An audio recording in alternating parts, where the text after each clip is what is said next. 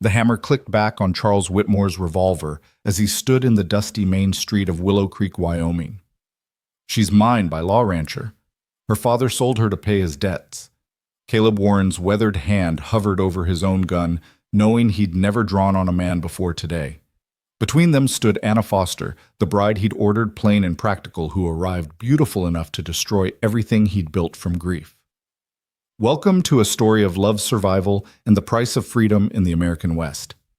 Stay with me until the end, and don't forget to comment your city below. I'd love to know how far this tale has traveled.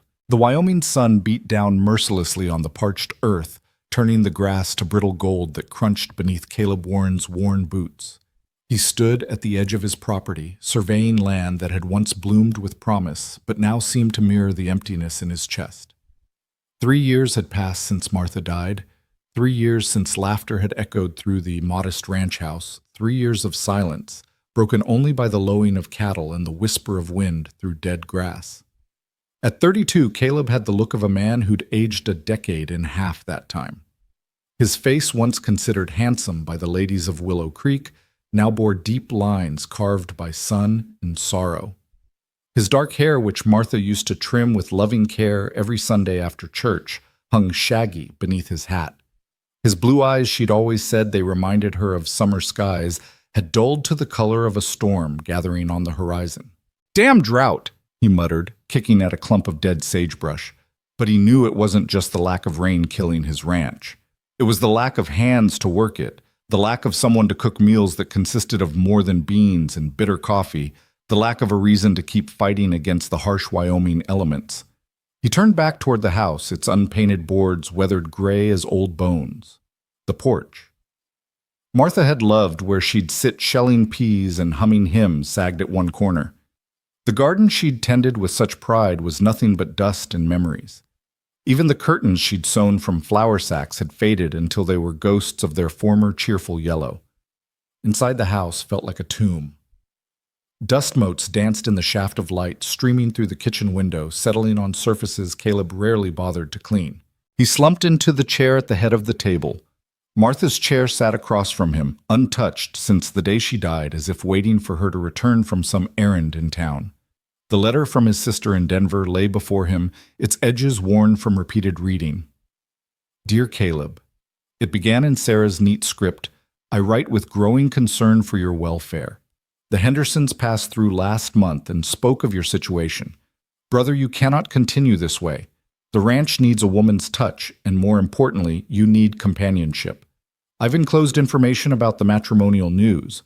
Many respectable men have found suitable wives through their services. Please, for Martha's memory, if not for yourself, consider it." Caleb had laughed bitterly when he first read those words. Martha's memory was exactly why he couldn't imagine another woman in this house, in his life, in his bed. But as weeks passed and the ranch continued its slow decline, as neighbors stopped visiting because his solitude made them uncomfortable, as even his own reflection became foreign to him, Sarah's suggestion began to seem less absurd. The advertisement his sister had included was simple. Matrimonial news, connecting hearts across the frontier, widowers, bachelors, and spinsters. Welcome to discretion assured. He'd written and destroyed a dozen letters before finally sending one. The whiskey had helped with that final version, loosening his pen enough to commit his requirements to paper. He remembered every word, "to whom it may concern." "I am a rancher in Wyoming, age 32. Seeking a wife for practical purposes. My requirements are simple. She must be plain in appearance, sturdy in constitution, skilled in household management, and of appropriate age, 25 to 35 preferred. I'm not seeking beauty or romance, merely a capable partner to share the work of frontier life. Appearance is of no importance. I stress this point. Send no photographs. I can provide a good home, respectful treatment, and stable situation for the right woman. See Warren, Willow Creek, Wyoming." He'd been specific about plainness for good reason. Beauty was dangerous. Beauty made men foolish. Beauty could destroy everything a man built. He'd seen it happen to others, good men brought low by pretty faces and scheming hearts. Tom Morrison had lost his store chasing after the saloon singer. Pete Daniels had abandoned his family for a younger woman who'd cleaned out his bank account and disappeared on the Eastern train. No, Martha had been pretty enough, but it was her kindness that had won him. Her gentle nature, her quiet strength, her dedication to their life together. That's what he needed now, if he needed anything at all beyond an extra pair of hands to help with the cooking and cleaning. The response had come 6 weeks later, formal and brief. Mr. Warren, we have matched your requirements with a suitable candidate. Miss Anna Foster, age 28, describes herself as practical and capable. She is willing to travel to Wyoming immediately upon your confirmation. No photograph enclosed per your request. Please wire funds for train passage if acceptable. Matrimonial News Agency. Anna Foster. The name meant nothing to him, which was perfect. He'd wired the money the same day, telling himself it was purely business. He needed help. She needed a situation. Simple as that. Now, 3 weeks later, he stood in his bedroom attempting to make himself presentable for her arrival. The mirror, clouded with age and neglect, showed him a man he barely recognized. When had his shoulders begun to stoop? When had that permanent frown etched itself between his brows? Pull yourself together, Warren, he told his reflection. She's not Martha. She's never going to be Martha. She's just help. He'd cleaned the house as best he could, though his efforts had mostly involved shoving clutter into closets and beating the worst of the dust from the furniture. The spare bedroom he couldn't bring himself to prepare. The room he'd shared with Martha had fresh sheets on the narrow bed. He'd even picked some wildflowers for the kitchen table, though they looked pathetic in the cracked vase already wilting in the heat. The ride to town took an hour in the wagon. The horses, sensing his nervousness, perhaps were skittish and difficult. Or maybe it was the approaching storm. Clouds had been building on the horizon all morning, promising rain that would probably never come. Wyoming was good at false promises. Willow Creek barely deserved the name town. A main street of perhaps a dozen buildings, wooden structures that looked ready to blow away in the next strong wind. The general store, the saloon, the church that doubled as the schoolhouse, Doc Morrison's office, the sheriff's office that was usually empty since Sheriff Collins preferred fishing to law enforcement, and the train depot at the far end of the street. As Caleb tied the horses to the hitching post outside the depot, he became aware of eyes upon him. Mrs. Henderson peered through the general store window. The schoolteacher, Miss Price, had paused in her walk to watch him. Even old Jake at the saloon had stepped onto the porch, beer in hand, at barely noon. "Heard you ordered yourself a bride, Warren," Jake called out, his voice carrying down the street. "Hope she knows what she's getting into." Caleb ignored him but felt heat rise in his face. Of course everyone knew. Privacy was a luxury Willow Creek couldn't afford. Mary Henderson had probably read his mail before delivering it. Her husband Tom had certainly noticed the money wire he'd sent east. By now, every soul in 50 miles knew that the widowed rancher had sent for a mail-order bride. "Afternoon, Caleb." Doc Morrison had appeared at his elbow, medical bag in hand.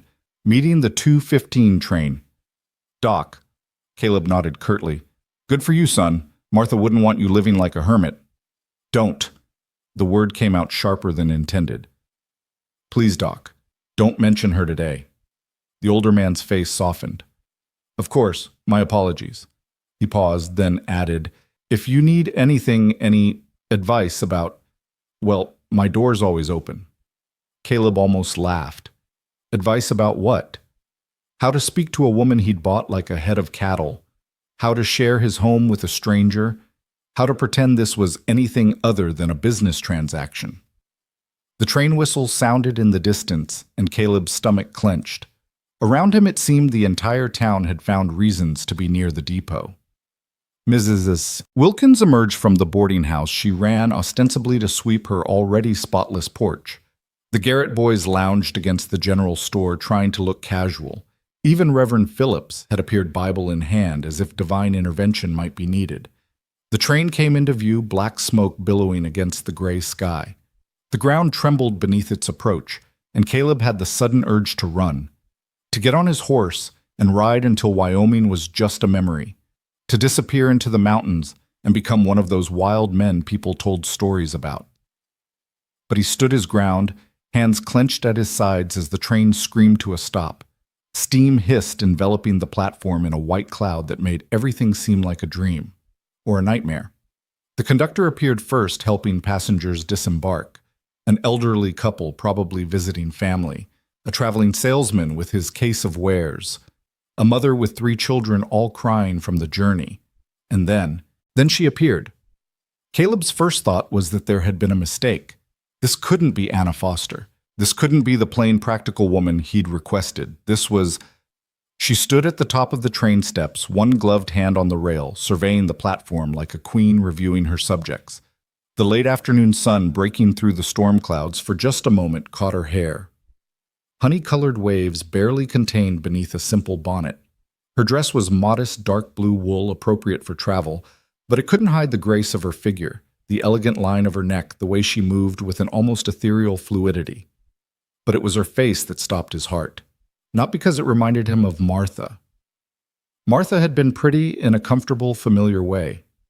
This woman was beautiful in a way that made men write poetry and start wars. High cheekbones, a straight, delicate nose, lips that were full without being sensuous, and eyes.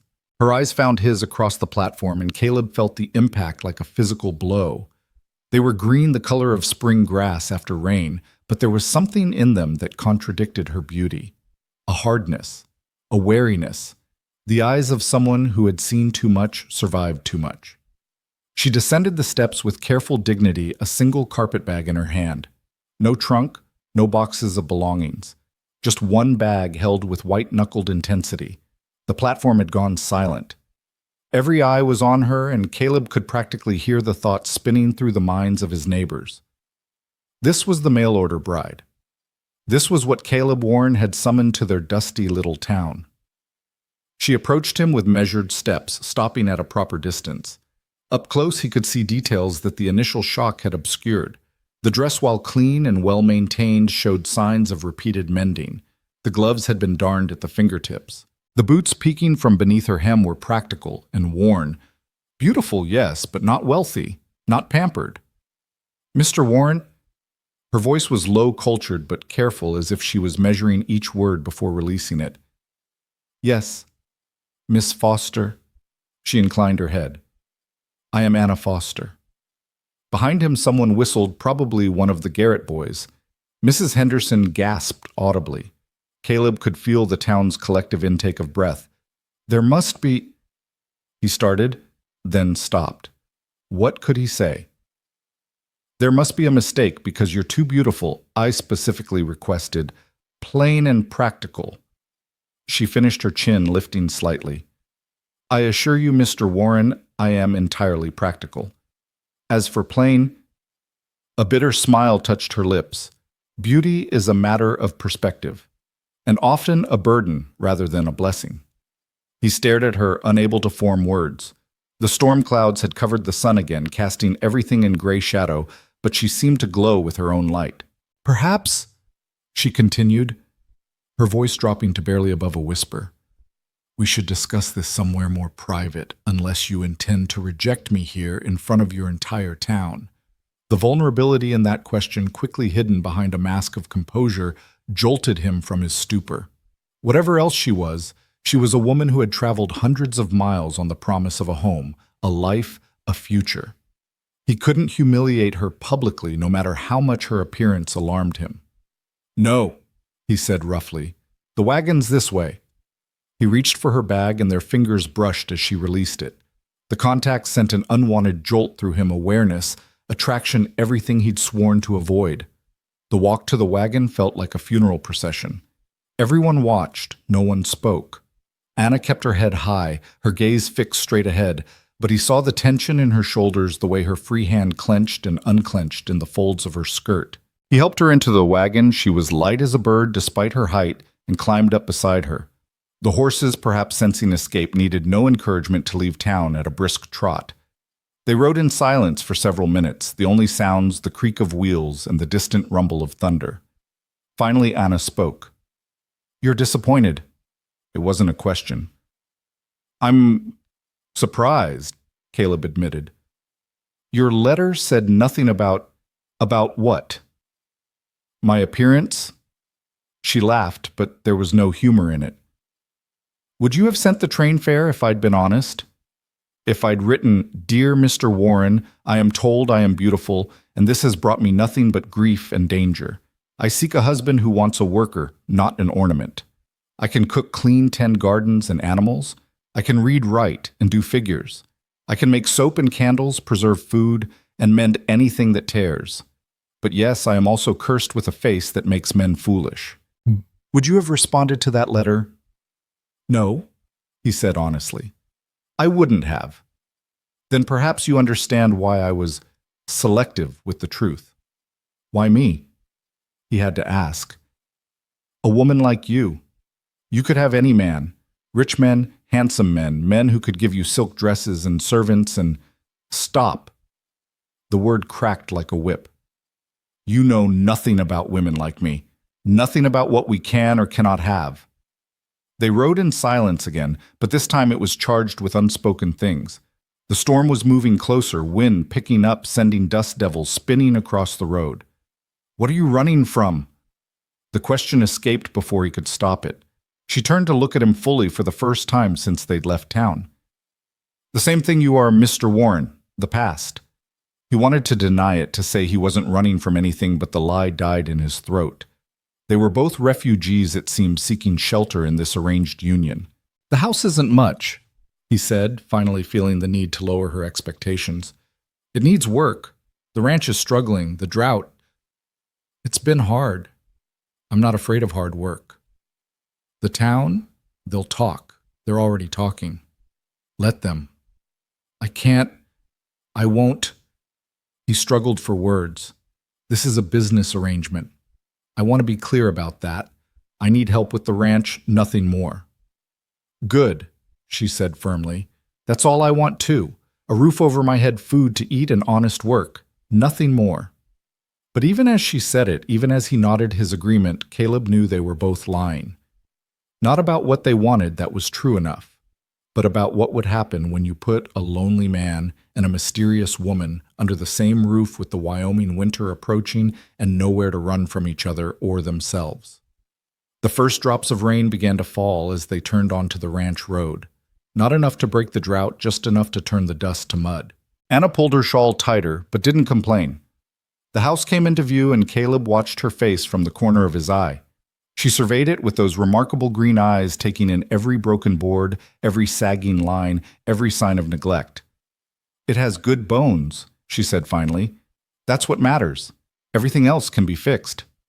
Can it? He wasn't talking about the house anymore.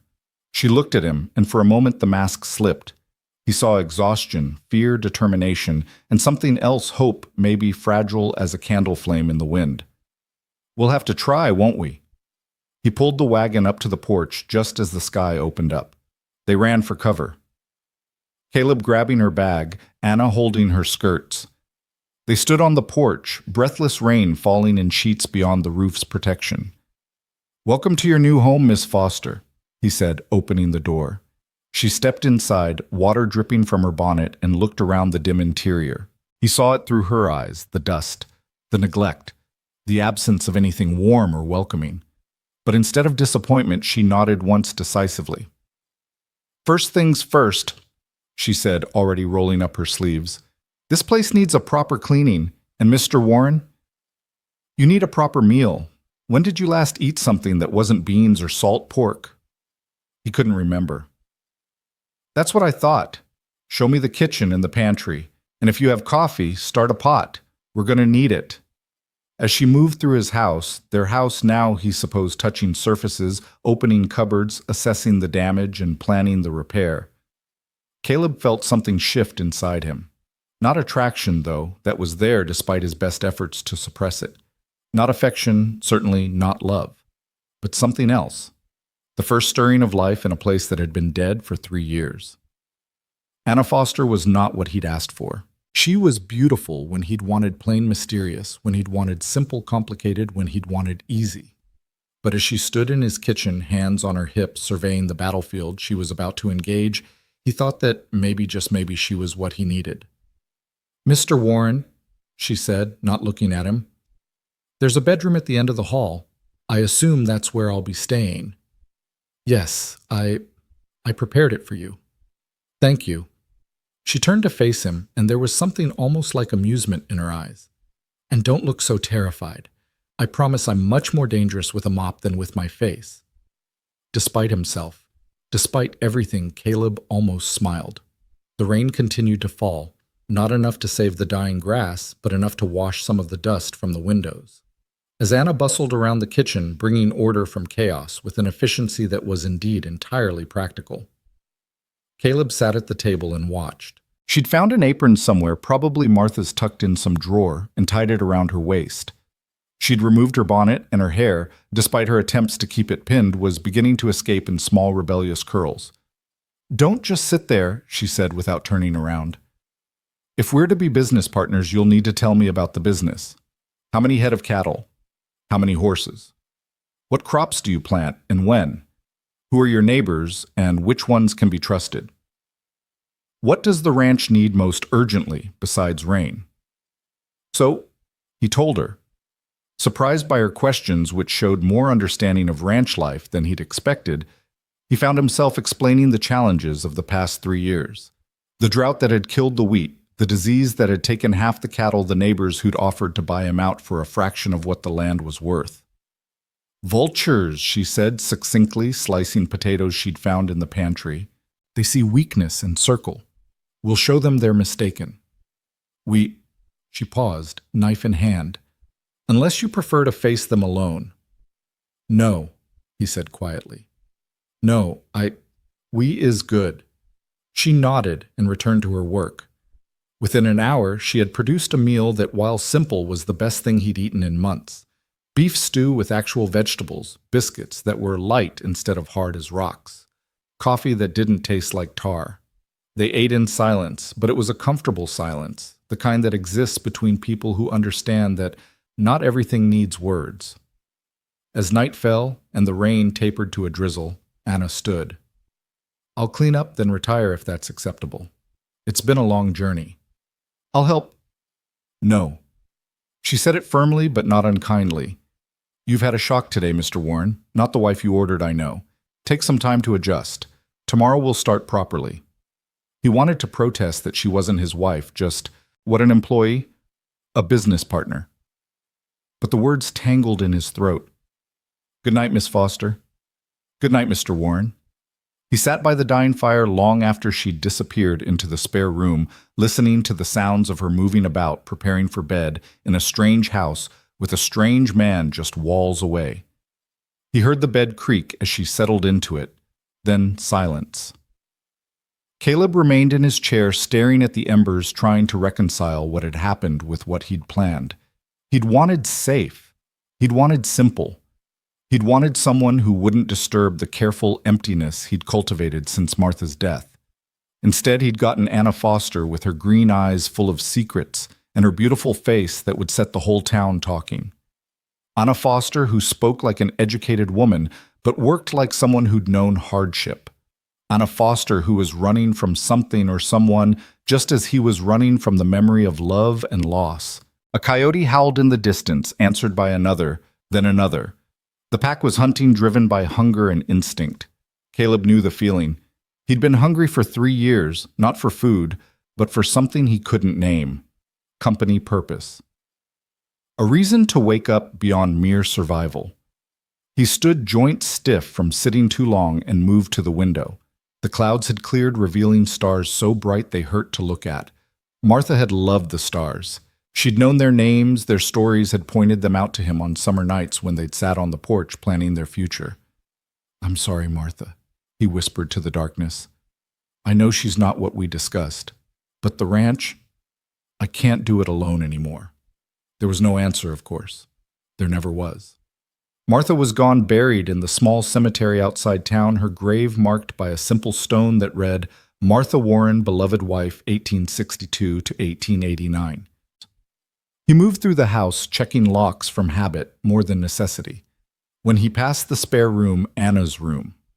Now he paused. No light showed beneath the door, no sound emerged. But he knew she was awake.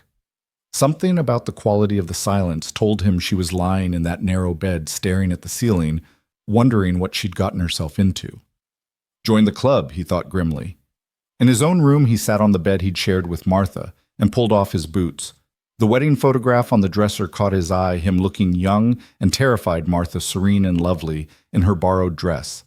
They'd been so certain then that love was enough that they could weather any storm together. They'd been wrong. Love wasn't enough when fever came calling. Love couldn't stop the convulsions, the burning heat, the final rattling breath. Love could only stand by and watch and howl at the unfairness of it all. He lay down fully clothed, not bothering to pull back the covers. Tomorrow Anna would probably insist on washing all the bedding. She'd probably insist on a lot of things. Already he could feel the changes beginning like ice cracking on a frozen river when spring finally comes. But spring was dangerous. Spring meant floods when the snow melted too fast. Spring meant tender green shoots that could still be killed by a late frost. Spring meant hope, and hope was the cruelest emotion of all. Still, as he drifted toward sleep, he found himself thinking not of Martha, but of green eyes and honey-colored hair, of a woman who'd traveled hundreds of miles on nothing but a promise and determination. Anna Foster might not be the bride he'd ordered, but she was the one who'd shown up. In the harsh mathematics of frontier life, that counted for something. The last thing he heard before sleep took him was the sound of footsteps in the room next door, Anna pacing 3 steps to the window, 3 steps back. Even her restlessness had a rhythm to it, a purpose. Tomorrow she'd probably attack the house like a general planning a campaign. She'd probably disturb every dusty corner, every carefully preserved memorial to the past. Part of him dreaded it. Part of him, a part he didn't want to acknowledge, was curious to see what would happen when Anna Foster's particular brand of beautiful practicality collided with his determined desolation. The coyotes howled again, closer this time. Hunting. Always hunting.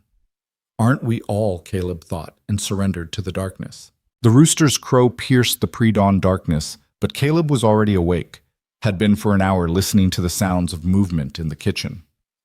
Anna Foster, it seemed, didn't believe in sleeping past 4 in the morning. He could hear her stoking the fire, the clatter of pans, the pump handle squeaking as she drew water. Part of him wanted to stay in bed to avoid the awkwardness of their first full day together, but the smell of coffee and something else, bacon, drew him from his room. She was at the stove, her back to him, that honey-colored hair already pinned up tight, wearing the same dark blue dress from yesterday, but with Martha's apron over it. The sight stopped him cold. For a heartbeat in the dim morning light, he could almost pretend. "Good morning, Mr. Warren." She didn't turn around. "Breakfast will be ready in 10 minutes. There's hot water if you want to wash up." Her voice shattered the dangerous illusion. This wasn't Martha. Martha had hummed while she cooked, had turned to greet him with a smile and a kiss. Anna Foster was all business, efficient, and distant as a bank clerk. "Where did you find bacon?" He moved to the wash basin she'd set out, noting that it was clean for the first time in months. "Bottom of your smokehouse wrapped in cheesecloth. Nearly forgotten, I'd guess. You also had eggs buried in sawdust that were still good, though barely. We need to discuss your food storage methods, Mr. Warren. You're wasting resources through poor management." He bristled at the criticism, but couldn't argue. She was right. He'd let everything slip these past 3 years, surviving on the minimum, letting good food spoil while he ate beans and hardtack like some prospector. "There's also the matter of your accounts." She continued flipping eggs with practiced ease. "I noticed the ledgers on your desk. When did you last balance them?" "That's not your concern." She turned then, fixing him with those green eyes that seemed to see too much. "If we're business partners, as you insisted yesterday, then the business is precisely my concern. Unless you'd prefer I limit myself to cooking and cleaning like a hired girl." The challenge in her voice was unmistakable. She was testing boundaries, establishing her position. He could push back, insist on maintaining control, keep her in the role of housekeeper. But something about the way she stood there, spatula in hand, like a weapon chin raised, despite the uncertainty he could see beneath her composure, made him reconsider. "The ledgers are a mess," he admitted. "Haven't had the heart for figures lately. Then after breakfast, you'll show me the entire operation. Every asset, every debt, every problem. We can't fix what we don't fully understand." She turned back to the stove, the matter apparently settled. Caleb found himself oddly relieved. It had been so long since anyone had taken charge of anything in his life, since he'd had to do more than simply endure each day. They ate breakfast in relative quiet, but Anna had a way of filling silence with purpose. She made notes on a piece of brown paper, things needed from town repairs that couldn't wait questions about the livestock. Her handwriting was elegant, educated, another mystery to add to the growing list. "You write like a schoolteacher," he observed. Her hand stilled for just a moment. "My father believed in education, even for daughters." "Was he a teacher then?" "No." The word was flat final, a door closing on that line of inquiry. After breakfast, she insisted on the tour he'd promised. They started with the barn, where she examined each horse with knowing hands, checking teeth and hooves, running her fingers along their legs, feeling for heat or swelling. "This mare's in foal," she announced, her hand on Buttercup's swollen side. "Did you know?" He hadn't. Martha had always handled the breeding records, and he'd let that slip too. "When was she covered?" I'm not sure. Maybe spring." Anna made another note. "She'll foal within the month, I'd guess. We'll need to prepare a stall, gather supplies. Do you have a veterinary kit?" They moved through the property like an inspection team, Anna cataloging everything with those sharp green eyes. The chicken coop earned a frown. Foxes will get through those gaps, and the garden plot made her actually stop and stare. "This was beautiful once," she said softly, kneeling to touch the dry earth. "Someone loved this garden. My wife." The words came out rough. "Martha, she died 3 years ago." Anna stood dusting her hands. "I'm sorry for your loss." She paused, then added, "Would you mind if I tried to restore it? Gardens have a way of holding memories in the soil. Sometimes they just need someone to wake them up again." The question hit him unexpectedly hard. Martha's garden tended by another woman's hands. But the way Anna had phrased it about memories in the soil, about waking things up. "If you want to try," he managed. They were examining the fence line when the riders appeared on the horizon. 3 men moving fast, raising dust despite yesterday's rain. Caleb recognized them immediately, the Hayworth brothers, owners of the largest ranch in the county, and their foreman, a mean piece of work named Dutch Collins. "Trouble?" Anna asked quietly, noting his tension. "Maybe. The Hayworths have been trying to buy me out." "Ah, the vultures you mentioned." The riders pulled up in a cloud of dust, their horses dancing with excess energy. Robert Hayworth, the elder brother, tipped his hat mockingly. "Warren, heard you got yourself a new woman." "Miss Foster," Caleb said carefully. "These are the Hayworth brothers, Robert and James, and their foreman Dutch." Robert's eyes traveled over Anna with an appreciation that made Caleb's hands clench. "Miss Foster. Well, well. The whole town's talking about you, ma'am. Quite a stir you've caused." "How fascinating for them," Anna replied coolly. "They must have very little else to occupy their time." James Hayworth laughed, but it wasn't a pleasant sound. "She's got spine, Warren. Question is, will that be enough when winter comes? When the cattle start dying and the wells run dry?" "Our wells are fine," Caleb said. "For now." Robert leaned forward in his saddle. "But that creek that feeds them runs through our land first. Been thinking about damming it up, making ourselves a nice reservoir." The threat was clear. Water rights were life and death in Wyoming. If the Hayworths cut off his water supply, that would be illegal, Anna said suddenly. "The water rights were established when this ranch was homesteaded. I assume you have the documentation, Mr. Warren?" All 4 men turned to stare at her. "What would you know about water rights?" Dutch spoke for the first time, his voice dismissive. "I know that interfering with established water rights is a federal offense under the Desert Land Act of 1877. I know that the territorial court in Cheyenne takes such matters very seriously. And I know that men who make threats they can't follow through on often find themselves looking foolish." The silence stretched taut as a bowstring. Robert Hayworth's face had gone red, whether from anger or embarrassment, Caleb couldn't tell. "You brought yourself a lawyer, Warren?" he asked finally. "I brought myself a partner," Caleb replied, surprising himself with the firmness in his voice. "Now, if you gentlemen have business here, state it. Otherwise, you're trespassing." Robert smiled, but it was all teeth, no warmth. "Just being neighborly. Wanted to welcome the lady to Willow Creek, ma'am." He touched his hat again, the gesture somehow making a mockery of courtesy. I'm sure we'll be seeing more of each other." They wheeled their horses and galloped off, but not before Dutch looked back, his eyes lingering on Anna in a way that made Caleb want to reach for the rifle he wasn't carrying. "Pleasant neighbors," Anna observed once they were gone. "They want this land. Been after it since Martha died. They figure a man alone can't hold a ranch." "But you're not alone now." She said it matter-of-factly, already walking toward the next section of fence. "Do you have those water rights documents?" "Somewhere. Maybe." She stopped, turned to face him fully. "Mr. Warren, I need you to understand something. I didn't travel 800 miles to fail. Whatever the Hayworths think they can do, whatever anyone thinks about me or us or this arrangement, they're wrong. I've faced worse than provincial bullies with delusions of power. But I need you to work with me, not just alongside me. Can you do that?" There was something in her voice, a hint of steel, that hadn't been there before. This wasn't the desperate woman who'd stood on the train platform yesterday worried about rejection. This was someone else, someone who'd fought battles he could only guess at. "Yes," he said. "Yes, I can do that." "Good.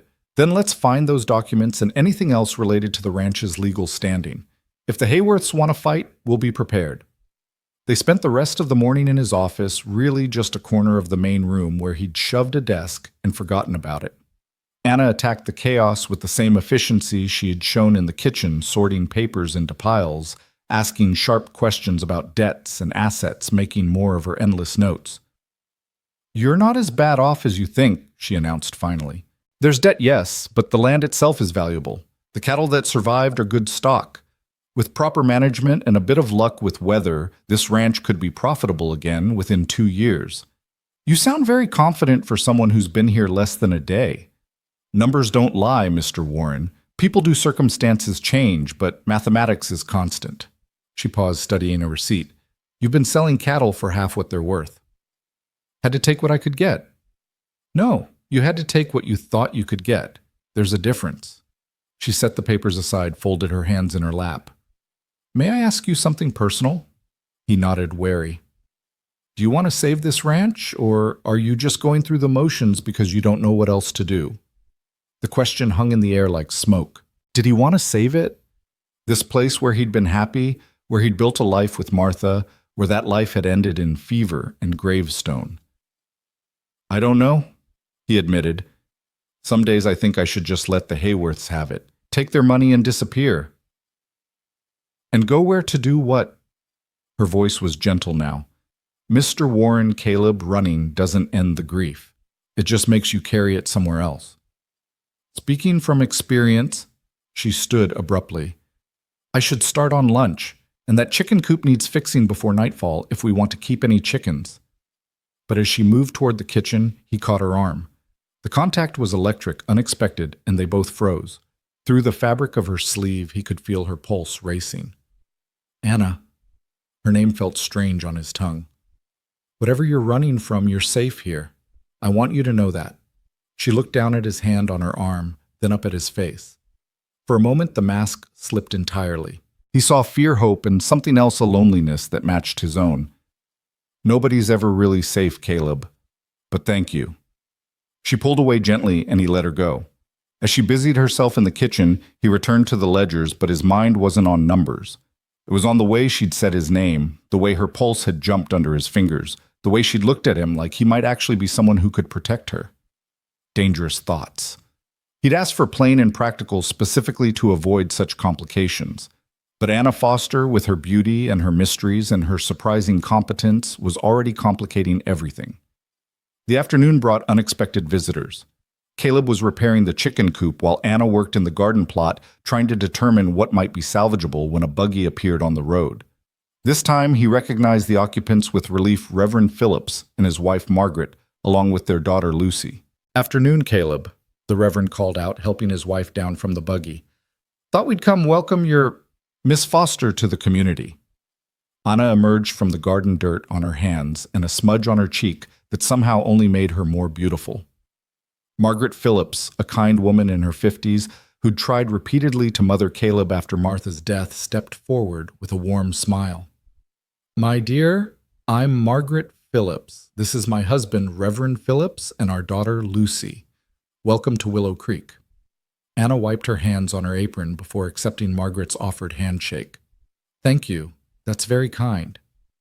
"We've brought a pie," Lucy said shyly. She was 17, pretty in an unremarkable way, and had been making eyes at Caleb for the past year despite their age difference. Now she stared at Anna with a mixture of awe and dismay. How thoughtful.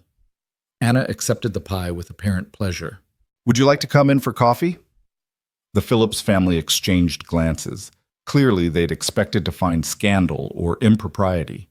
Instead, here was Anna looking every inch the respectable ranchwoman, despite her beauty inviting them in for coffee like any proper hostess. The visit was awkward but not unpleasant.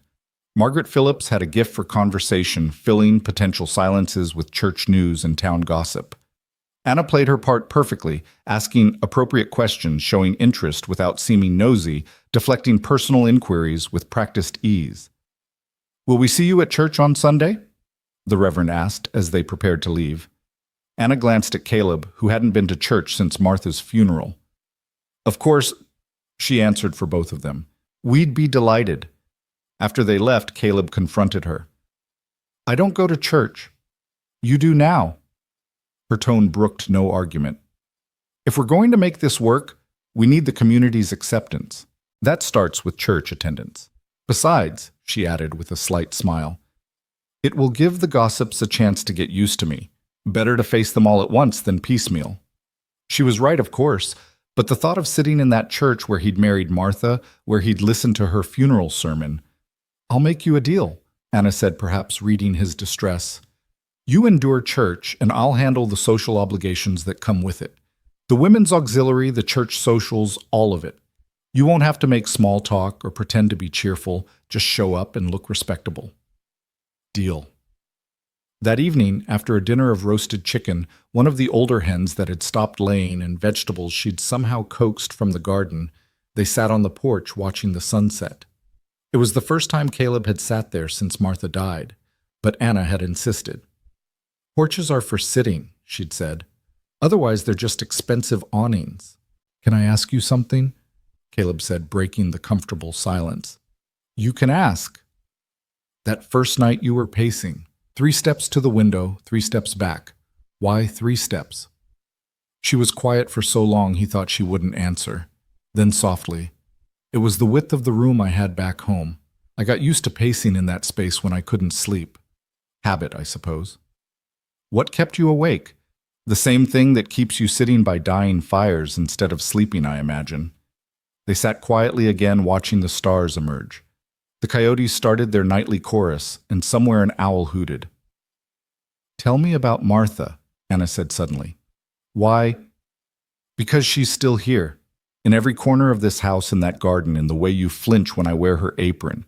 If we're going to live here together, even as business partners, I need to know who I'm sharing the space with." So he told her.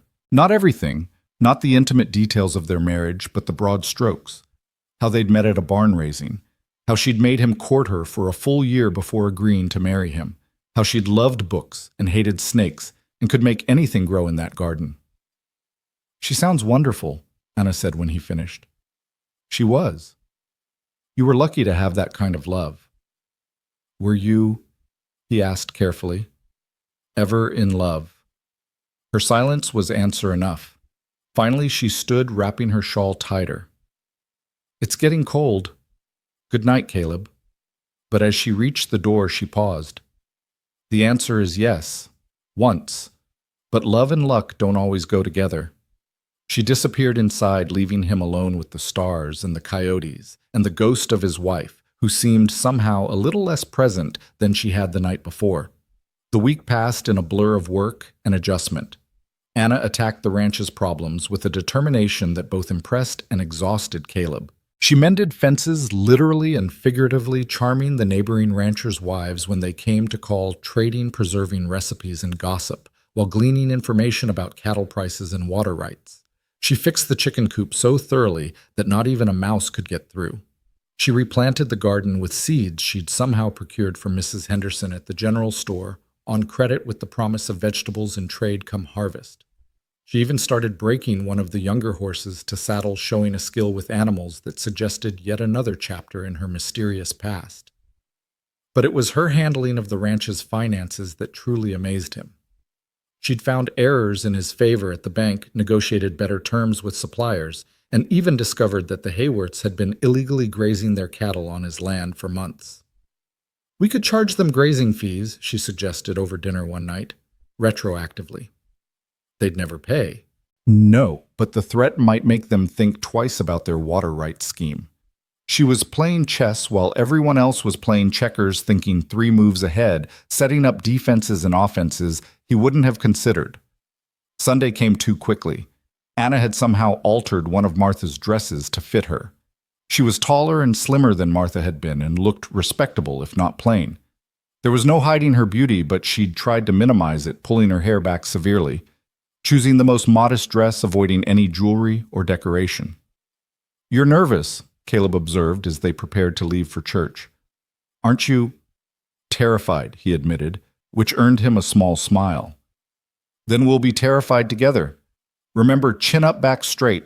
Give them nothing to criticize except my face, which they'll criticize anyway."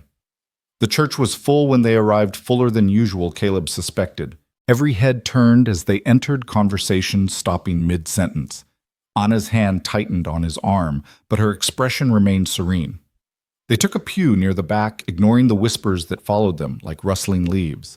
Reverend Phillips, bless him, began the service without any reference to the drama unfolding in his congregation. During the hymns, Caleb discovered Anna had a beautiful voice, clear and true. She sang without self-consciousness, as if the music transported her somewhere else entirely. He found himself watching her instead of the hymnal, noting the way her face softened, the way her fingers relaxed on the book. The sermon was about finding strength in community, about the importance of supporting one another through trials. Caleb wondered if the Reverend had chosen it specifically for them, but the message seemed to resonate throughout the congregation. After the service came the real test, the social gauntlet. The congregation gathered outside ostensibly for fellowship, but really for gossip and judgment. Anna faced it like a general facing battle. "Mrs. Henderson, how lovely to see you. Thank you again for the seeds. I'll have vegetables for you by August, I promise." "Miss Price, good morning. Caleb tells me you're the school teacher. How many students do you have?" "Mrs. Morrison, that's a beautiful brooch. Was it your mother's?" She deflected, redirected, charmed, and maneuvered through the crowd with a grace that left Caleb stunned. By the time they left, she'd secured 3 invitations to tea, 2 offers to help with the garden, and a promise from Tom Morrison to look at their broken plow. "How did you do that?" Caleb asked as they drove home. "Practice," she said wearily, "and the knowledge that people generally want to be liked more than they want to be suspicious. Give them a reason to approve, and most will take it." "Most?" She glanced back toward town. "There are always exceptions. The Hayworth brothers, for instance. And that woman with the purple hat, Mrs. Garrett, she'd love to see me fail. But that's manageable. You can't win everyone, you just need to win enough." That afternoon, she collapsed on the porch, exhausted from the performance. Caleb brought her coffee. He'd learned she preferred it to tea, and sat beside her. "Thank you," he said simply. "For what? For doing all that. For facing them. For making it easier for me." She looked at him, then really looked at him, and he felt that dangerous awareness spark between them again. "We're partners, remember? Your battles are my battles now." "And yours?" he asked. "Are your battles mine?" Her expression closed off. "I hope not. I truly hope not." That night he heard her pacing again, 3 steps to the window, 3 steps back, and wondered what ghosts kept her awake. Whatever she was running from, it haunted her as surely as Martha haunted him. But where his ghost was made of love and loss, hers seemed made of fear and flight. Monday brought a new crisis. Caleb woke to find Anna in the barn tending to Buttercup, who was clearly in distress. "She's foaling," Anna said tersely. "But something's wrong. The foal's turned wrong." They worked together for hours, Anna's knowledge of horses proving invaluable. She guided his hands, showing him how to feel for the foal's position, how to gently turn it. Her composure never cracked, even when Buttercup's pain became acute, even when it seemed they might lose both mare and foal. Finally, with a rush of fluid and a triumphant whinny from Buttercup, the foal slid free. a colt dark as midnight with a white star on his forehead. He's beautiful. Anna breathed, her face flushed with exertion and triumph. You saved them both, Caleb said, amazed. We saved them. She was kneeling in the straw, helping the colt find his feet, and in that moment, covered in sweat and birth fluids, she was more beautiful than ever. Not despite the mess, but because of it, because she'd rolled up her sleeves and done what needed doing without hesitation or complaint. What should we name him? Caleb asked. That's your decision. No, you delivered him. You should name him. She considered watching the colt take his first shaky steps. Hope, she said finally. Let's call him Hope. It was only later, as they cleaned up and settled the new mother and baby, that Caleb realized the significance of the name. Hope, the thing Emily Dickinson said, perched in the soul and sang without words. The thing both of them had perhaps lost, but were slowly, carefully finding again. That evening, as they ate dinner in companionable quiet, both exhausted from the day's drama, Caleb found himself really looking at Anna.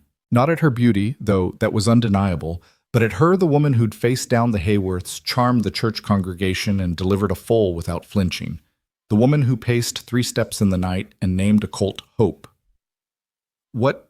She asked, noticing his scrutiny. Nothing, just, thank you for being here. She smiled, then a real smile that reached her eyes. Thank you for letting me stay. The moment stretched between them, fragile and full of possibility. Then the coyotes started their nightly song, and Anna stood to clear the dishes, and the moment passed. But something had shifted. Some wall had cracked, and Caleb thought that maybe, just maybe, they were both a little less alone than they'd been that morning. As the second week began, a routine emerged. Anna rose before dawn to start breakfast and tend the chickens. Caleb handled the cattle and heavy repairs. They worked the garden together in the evenings when the heat had passed. Meals were shared in increasingly comfortable conversation, and the house began to lose its tomb-like quality. Anna had a way of bringing life to spaces simply by inhabiting them. Fresh flowers appeared on tables. Curtains were washed and mended. The windows were opened to let in air and light. Even the dust seemed less oppressive, as if it too recognized her authority. But it was the small things that unsettled Caleb most. The way she hummed while she worked, not Martha's hymns, but something darker, more complex. The way she knew exactly how he took his coffee after only a few days. The way she could sense his moods and adjust accordingly, giving him space when he needed it, drawing him out, when solitude threatened to become brooding. Wednesday brought rain, real rain, not the teasing drizzle of her arrival, but a proper soaking that had the dry earth drinking greedily. They stood on the porch watching it fall, both grinning like children. It's a sign, Anna said. Of what? That things can change. That what seems dead might just be dormant. She was talking about the ranch, the garden, the grass that would green with this water. But Caleb heard something else in her words. Something about themselves, about the possibility of life after loss. The rain continued through the night, drumming on the roof like nervous fingers. Caleb lay awake listening to it, and to the silence from Anna's room. No pacing tonight. Perhaps the rain soothed her the way it soothed the parched earth. When thunder rolled across the plains, he found himself wondering if she was frightened alone in that narrow bed in a strange house. Martha had always curled against him during storms, seeking comfort in his warmth. But Anna Foster didn't seem like the type to seek comfort from anyone. Morning brought mud and miracles. The garden Anna had been coaxing back to life showed green shoots everywhere, as if the seeds had been waiting just beneath the surface for permission to grow. She stood in the drizzle without a coat, her face turned up to the gray sky, and for the first time since her arrival, she looked truly peaceful. "You'll catch your death, Caleb called from the porch. "No," she said softly, not moving. "This is life, not death. Can't you feel it?" He could actually. The air smelled different, alive with the scent of wet earth and growing things. The whole ranch seemed to exhale after holding its breath for months. She finally came inside, water dripping from her hair, her dress clinging in ways that made him look away. "We should go to town today," she announced, wringing out her skirts. "The rain will have everyone in good spirits. It's the perfect time to negotiate better prices at the store." "You want to use the weather to haggle?" "I want to use everything to our advantage, Caleb. That's how we survive." She changed into dry clothes, another of Martha's dresses she'd altered, and they took the wagon to town. The road was treacherous with mud, but the horses seemed to share the general mood of celebration. All of Willow Creek had emerged to rejoice in the rain. Children played in puddles while their mothers scolded half-heartedly. Men gathered outside the saloon discussing what this might mean for crops and cattle. At Henderson's store, Anna worked her particular magic. She chatted with Mrs. Henderson about preserving techniques while subtly negotiating credit terms. She admired Mr. Henderson's new shipment of fabric while securing a bulk discount on flour and sugar. By the time they left, their wagon was full of supplies, and they owed less than Caleb had paid for half as much the month before. "How do you do that?" he asked as they loaded the last sack.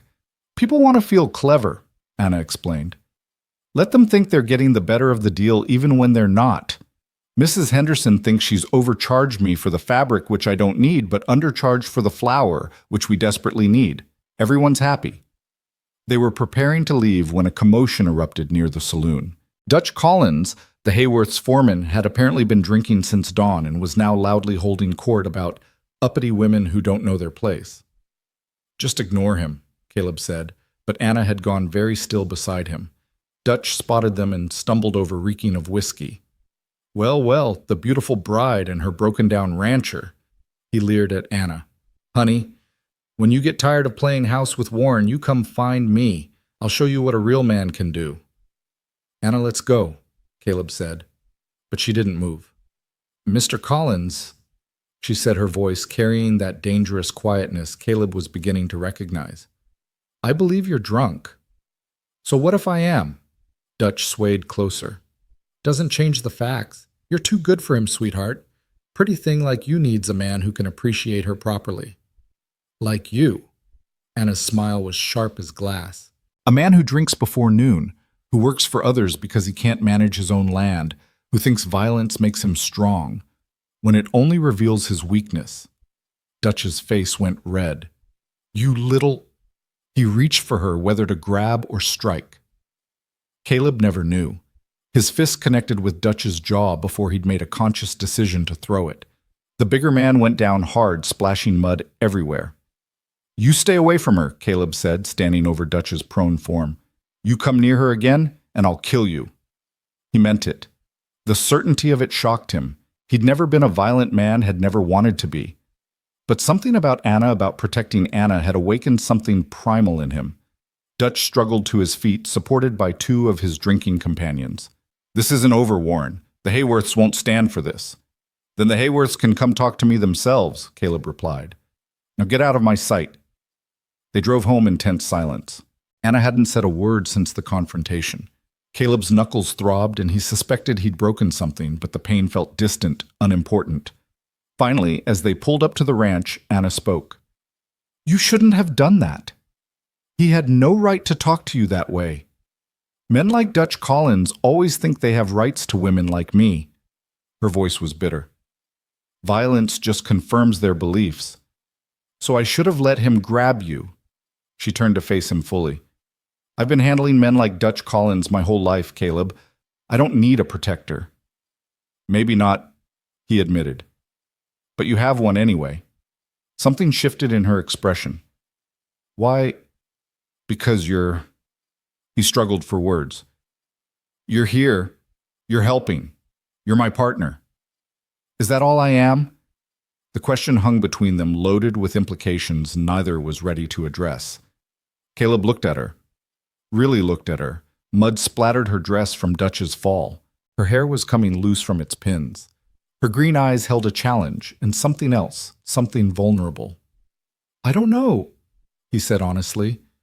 "I don't know what you are to me, Anna. I just know that when he threatened you, I wanted to tear him apart."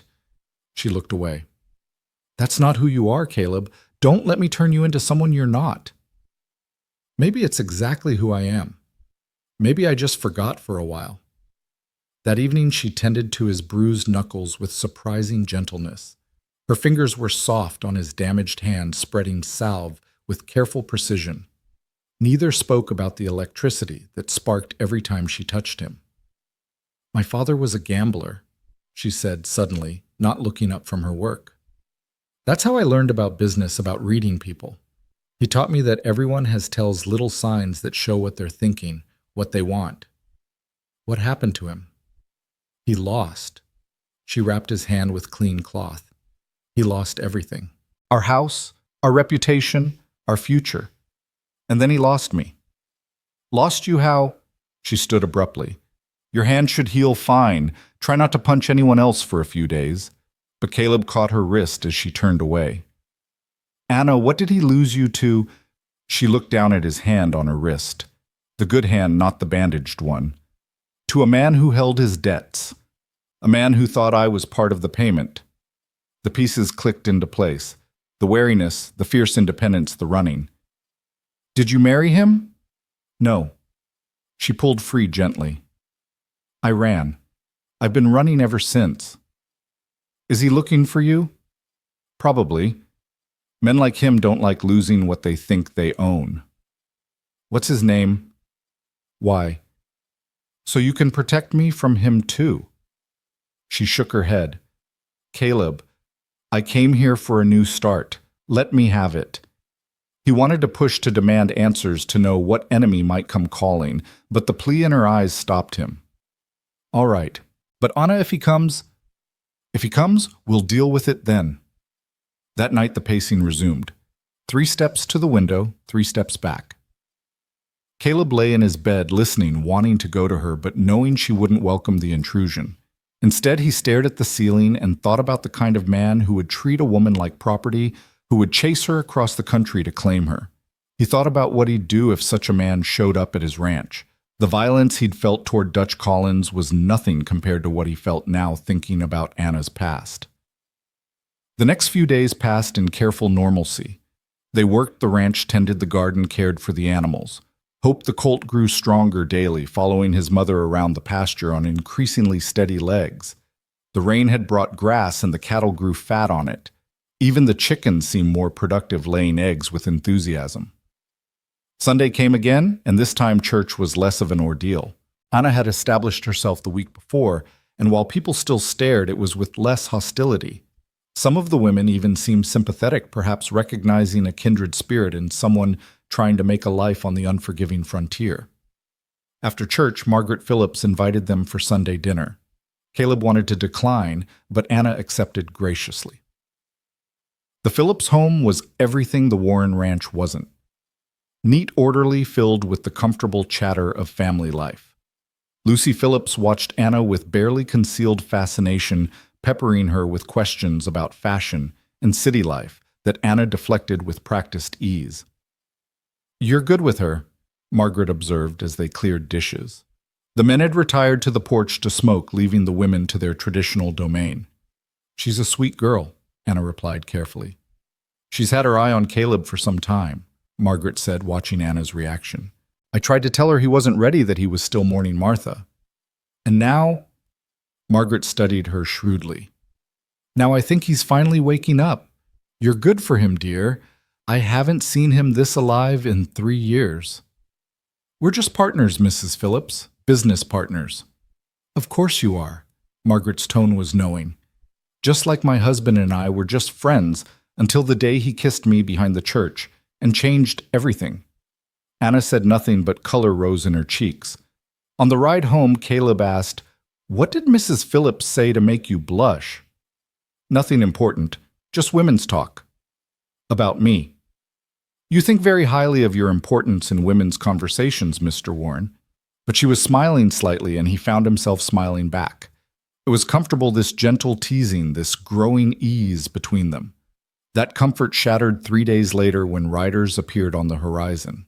Not the Hayworths this time, but a single man on a lathered horse riding hard from the east.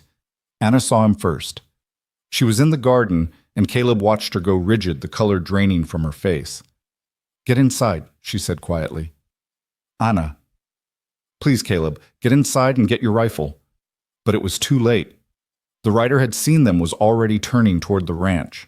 As he got closer, Caleb could see he was young, maybe 25, with the soft look of someone who'd never done real work. His clothes were expensive, but trail-worn, and his face was grimly determined. Anna, he called out as he dismounted. Anna Foster. Or should I say Anna Whitmore? I'm not Anna Whitmore, she said steadily. I never was. Your father promised you to me, signed a contract. You're mine by law. So this was him, the creditor who'd thought he could own a woman like a horse or a piece of land. Charles Whitmore looked nothing like Caleb had imagined. He'd expected someone older, harder, more obviously villainous. This boy with his clean hands and desperate eyes seemed almost pitiful. There's no law that makes a woman property, Caleb said, stepping forward. Charles noticed him for the first time. Who are you, see? Caleb Warren, this is my land you're on. And she's your woman. Charles's laugh was bitter. You think you can just take what's mine? I'm no one's woman, Anna said firmly. Charles, you need to leave. There's nothing for you here. You owe me... The young man's composure cracked. Your father owed me $20,000. You were the payment. My father had no right to trade me for his debts. He had every right. You're his daughter, his to dispose of as he saw fit. Caleb stepped between them. That's enough. You need to leave, now. Charles's hand went to the gun at his hip. I'm not leaving without her. Yes, Caleb said calmly, you are, either on your horse or over it. You think you're tough? Some frontier rancher playing at being a hard man. Charles drew his gun, pointing it at Caleb. I've killed men before. No, you haven't. Anna's voice was steady. Charles, you're not a killer. You're a spoiled boy who lost at cards to the wrong man. My father cheated you, I know that, but I'm not going to pay for his sins. You already did pay, Charles said, his gun wavering. Don't you remember that night in Boston when you came to my rooms? Anna's face went white. Caleb felt rage building in his chest. I came to beg you to forgive the debt, Anna said quietly. Nothing more. You came dressed like a woman who knew what she was trading. Charles's voice turned ugly. You drank my champagne, smiled at me, let me believe I was 17 years old. Anna cut him off. I didn't know what you expected. When I realized, I ran. You humiliated me. Everyone knew Richard Foster's beautiful daughter had played me for a fool. So this is about pride, Caleb asked. You chased her across the country because she wounded your ego. It's about what's mine. Charles swung the gun toward Caleb. She owes me one way or another. The shot came from behind Caleb. Charles's gun flew from his hand as he cried out, clutching his bleeding wrist. Anna stood on the porch. Caleb's rifle in her hand, smoke rising from the barrel. The next one won't beat a wound, she said calmly. Leave Charles. Don't come back. Charles cradled his injured hand, staring at Anna with a mixture of shock and rage. You shot me. You actually shot me. You threatened the man I... She stopped, but the unfinished sentence hung in the air. You threatened my partner, my home. I'll do worse if you come back. This isn't over, Charles said, backing toward his horse. I'll get the law involved. I have documents, proof of the debt. And I have proof of attempted kidnapping, Caleb said. Multiple witnesses saw you pull a gun on me and threaten to take Miss Foster by force. Wyoming takes a dim view of such things. Charles managed to mount his horse one-handed, his face twisted with pain and fury. You haven't seen the last of me. Yes, Anna said quietly, we have. Because if you come back, Charles, I'll tell everyone the truth. About your father's opium dens. About your mother's interesting relationship with your so-called uncle. About the fire at your warehouse that happened right after you increased the insurance. Do you really want all that coming to light? Charles went pale. You wouldn't dare. Try me. He wheeled his horse and galloped away, disappearing over the rise.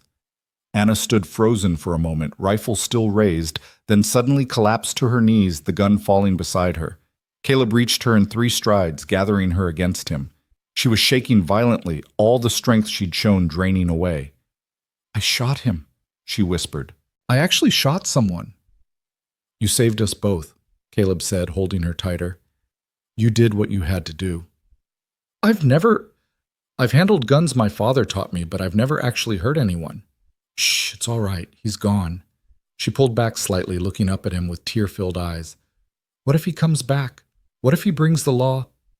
Then we'll face it together. He cupped her face in his hands. Anna, You're not alone anymore. Whatever comes, we handle it together."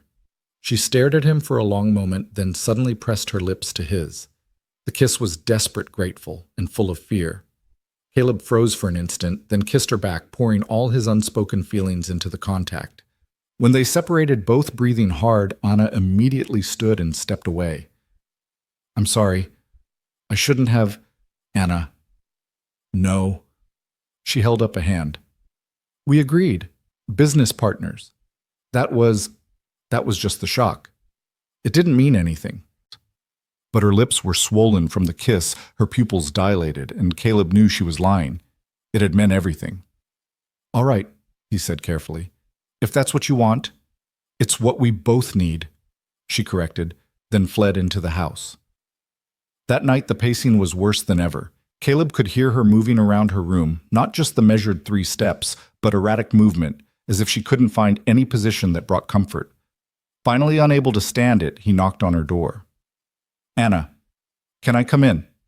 Silence, then a quiet, "Yes." She was standing by the window, arms wrapped around herself, staring out at the darkness. She'd let her hair down and it fell in waves past her shoulders. In her white nightgown, she looked like a ghost or an angel or something caught between worlds. "I can't sleep," she said unnecessarily. "Neither can I." He stayed by the door, not trusting himself to get closer. "Are you all right?" "No." The honesty surprised him. "I'm terrified and angry and—" She turned to face him. "And confused. About Charles. About everything. About you." She took a shaky breath. "I came here for safety, for simplicity. A business arrangement with a grieving widower who wanted a plain, practical wife. Instead, I find myself living with a man who makes me feel things I swore I'd never feel again. Anna, don't." She turned back to the window. "Please don't say anything kind or understanding. I can't bear it right now." "What can you bear?" "The truth. Tell me the truth, Caleb. Do you wish I was plain?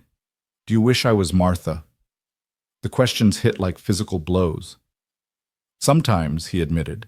"Sometimes I wish you were plain because then I could think straight around you. And sometimes I wish you were Martha because she was simple to love. But mostly," he took a deep breath, "mostly I'm glad you're you, complicated and beautiful and dangerous to my peace of mind." She made a sound that might have been a laugh or a sob. "I'm going to get you killed. Men like Charles don't give up easily." "Then we'll be ready for him." There is no we, Caleb. We're business partners, remember?" "Is that what you were thinking when you kissed me?" She spun to face him. "That wasn't—" "Don't lie to me, Anna. Not tonight. Not after everything." They stared at each other across the small room. The moonlight silvered her skin, made her eyes look almost black. She was the most beautiful thing he'd ever seen, and the most dangerous. "What do you want from me?" she whispered. "Everything," he said honestly. "Nothing. I don't know. I just know that when you kissed me, I felt alive for the first time in 3 years. And when you pulled away, I wanted to follow. You're still in love with your wife." "Yes, and you're still running from your past." "Then what are we doing?" "Surviving," he said simply. "Isn't that enough for now?" She considered this, then nodded slowly. "For now." He started to leave, then paused. "Anna, what you said to Charles about proof of his family's secrets, was that true?" A bitter smile touched her lips. "Every word. My father was a gambler, but he was also a collector of information. He taught me that secrets were better than gold if you knew how to use them. And you know how to use them. I've had to learn." He left her standing by the window, but the pacing didn't resume. Whatever demon had been driving her seemed to have quieted, at least for the night. The next morning they worked in careful coordination, neither mentioning the kiss or the midnight conversation. But something had shifted between them. The awareness that had always been there was now acknowledged, even if not acted upon. Every accidental touch sparked. Every shared glance held weight. They were in the garden when Sheriff Collins arrived. Not Dutch Collins. He was no relation, but Samuel Collins, an older man who took his job seriously when he bothered to show up. "Warren, Miss Foster," he tipped his hat. "Had a complaint from a Mr. Charles Whitmore. Says he was shot on your property." He drew a gun on us, Caleb said evenly. Ask anyone in town. They'll tell you he came here making threats. That's what I heard. Also heard Miss Foster here is quite a shot. I defended my home, Anna said simply. The sheriff studied them both. Whitmore's claiming you're his legal bride, miss.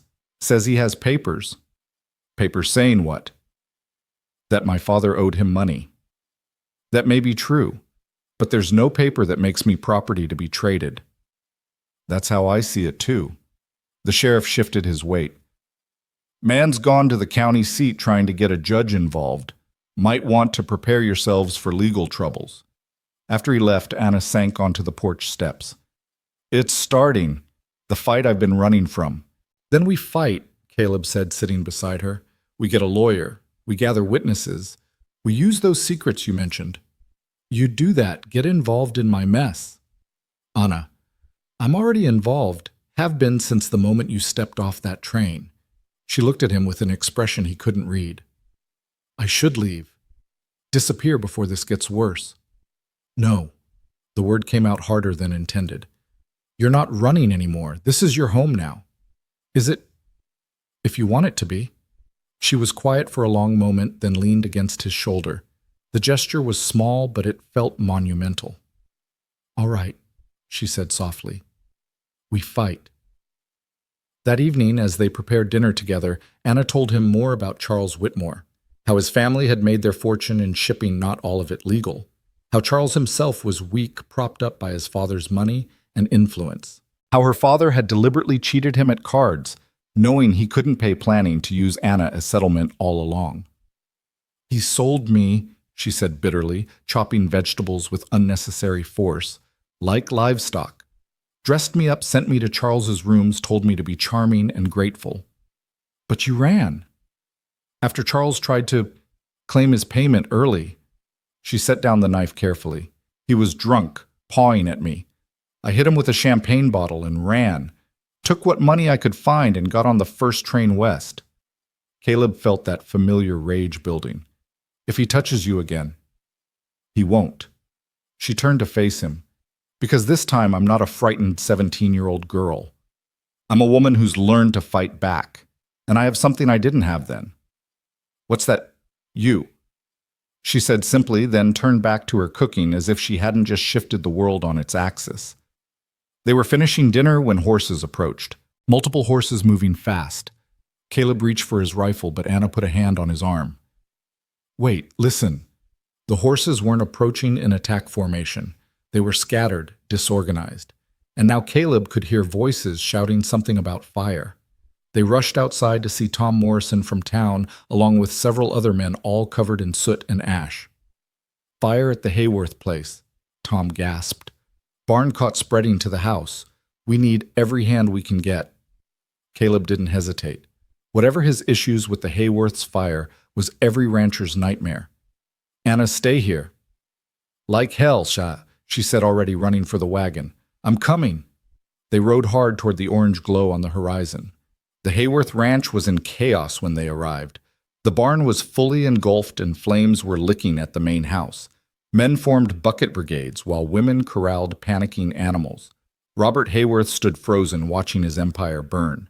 It was James who was directing the firefighting efforts, his face grim with determination. Warren! He spotted them. Thank God. We need... Tell us where it... Caleb interrupted, past grievances forgotten in the face of disaster. They worked through the night. Anna proved herself again, fearlessly entering the house to help evacuate valuables, organizing the women to tend the injured, even helping to lead terrified horses away from the flames. When Dutch Collins, drunk and useless, got in the way, she shoved him aside without ceremony, earning surprised respect from the other men. By dawn, the barn was gone, but the house was saved. Everyone was soot-stained, exhausted, and strangely unified. Disaster had a way of making enemies into neighbors, at least temporarily. Robert Hayworth approached Caleb as they packed up to leave. His face was haggard, aged a decade in one night. Warren, Miss Foster. He cleared his throat. Thank you. You didn't have to come. Yes, we did, Caleb said simply. It's what neighbors do. Robert nodded slowly. About that water rights business. I was hasty. Wrong. There'll be no more trouble from us. He offered his hand, and after a moment Caleb shook it. As they drove home, the sun rising behind them, Anna said quietly, "You're a good man, Caleb Warren." "They would have done the same for us." "No, they wouldn't have. But you helped anyway. That's what makes you good." She was quiet for a moment, then added, "Martha was a lucky woman." "I was the lucky one," Caleb corrected. "Am the lucky one." She looked at him sharply. "Present tense. You're here, aren't you?" She smiled, then soft and genuine despite her exhaustion. "Yes, I'm here." When they reached home, they were too tired for pretense. They collapsed on the porch, leaning against each other, watching the sun climb higher. "We smell like smoke," Anna observed, "and horse and sweat, and God knows what else." "We should bathe." We should. Neither moved. Caleb. What are we doing? He knew she wasn't asking about their current inactivity. "I don't know, but I think we're finding our way to something. Something more than a business partnership. Do you want it to be?" She was quiet for so long he thought she'd fallen asleep. Then so softly, he almost missed it. Yes. The admission hung between them fragile and precious. Caleb wanted to respond to tell her he felt the same, but Anna was already standing. "I'm going to wash up," she said, not meeting his eyes. "Then sleep. We can talk later." But later brought new challenges. A letter arrived from the county seat. Charles Whitmore had indeed filed a legal claim demanding Anna be returned to him or compensation be paid for breach of contract. $20,000. Anna read, her face pale. "He wants $20,000 or me." "We'll get a lawyer," Caleb said firmly. "With what money we barely have enough to keep the ranch running. Then we'll find another way." Anna crumpled the letter in her fist, her knuckles white with the force of her grip. "There is no other way, Caleb. Men like Charles always win because they have money and connections and the law on their side." "Not always," a voice said from the doorway. They turned to find Reverend Philip standing there, hat in hand, his usually jovial face serious. "Forgive the intrusion, but your door was open and I couldn't help overhearing." "Reverend Titch," Caleb stood, "this isn't your concern." "On the contrary." The older man entered, followed surprisingly by James Hayworth. "After last night's fire, James and I got to talking. About community, about what we owe each other, about you, Miss Foster." James looked uncomfortable but determined. "My brother and I, we've been poor neighbors, Warren. Trying to push you out, making threats. That wasn't right." "What's done is done," Caleb said warily. "Maybe not." James pulled out a leather portfolio. "I'm not just here to apologize. I'm here as a lawyer. I studied law before I came back to help Robert with the ranch, and I've been looking into this Whitmore situation." Anna sank into a chair. "You've been investigating me." "Protecting you," James corrected. "See, after you shot him, which was the talk of 3 counties, by the way, I got curious. Did some digging. Turns out Mr. Charles Whitmore has quite a reputation back east. Several breach of promise suits, allegations of fraud, and most interesting, a warrant in Maryland for assault." "Assault," Caleb leaned forward. "On a young woman who refused his advances. Her family had money and connections, so charges were filed. He fled the state." James set the portfolio on the table. "I've telegraphed for certified copies of all documents. If Whitmore wants a legal fight, we'll give him one that destroys him." Anna stared at the papers, then at James. "Why would you help me?" "Because last night you risked your life to save our horses. Because you worked beside us as an equal, not looking for gratitude or praise. Because..." He paused, glancing at the Reverend. "Because Reverend Phillips reminded me that being a community means protecting each other, especially those who can't protect themselves." "I can protect myself," Anna said automatically. "We know," Reverend Phillips said gently. "We've all seen it, but you don't have to do it alone anymore." The tears came suddenly, shocking everyone, especially Anna herself. She covered her face with her hands, shoulders shaking with sobs she'd been holding back for who knew how long. Caleb moved to comfort her, but she waved him off, fighting for control. "I'm sorry," she gasped. No one's ever... I've been alone for so long." Well, you're not alone now, Margaret Phillips said, appearing in the doorway with a basket. I brought food knowing neither of you would think to eat properly after last night, and I brought something else. She pulled out a piece of paper. A petition, signed by 37 citizens of Willow Creek stating that Anna Foster is a woman of good character who has contributed significantly to our community. Anna took the paper with trembling hands. The signatures included the Hayworth brothers, the Hendersons, even Dutch Collins' shaky scrawl at the bottom. Dutch signed this? Caleb asked incredulously. After Anna pushed him out of harm's way last night, even drunk as he was, he knew he owed her. Robert Hayworth had entered now, making the small room crowded. He's at my place sleeping it off, but he insisted on signing first. I don't understand, Anna whispered. Yesterday you all barely tolerated me. Yesterday we didn't know you, Robert said simply. Last night we learned who you really are.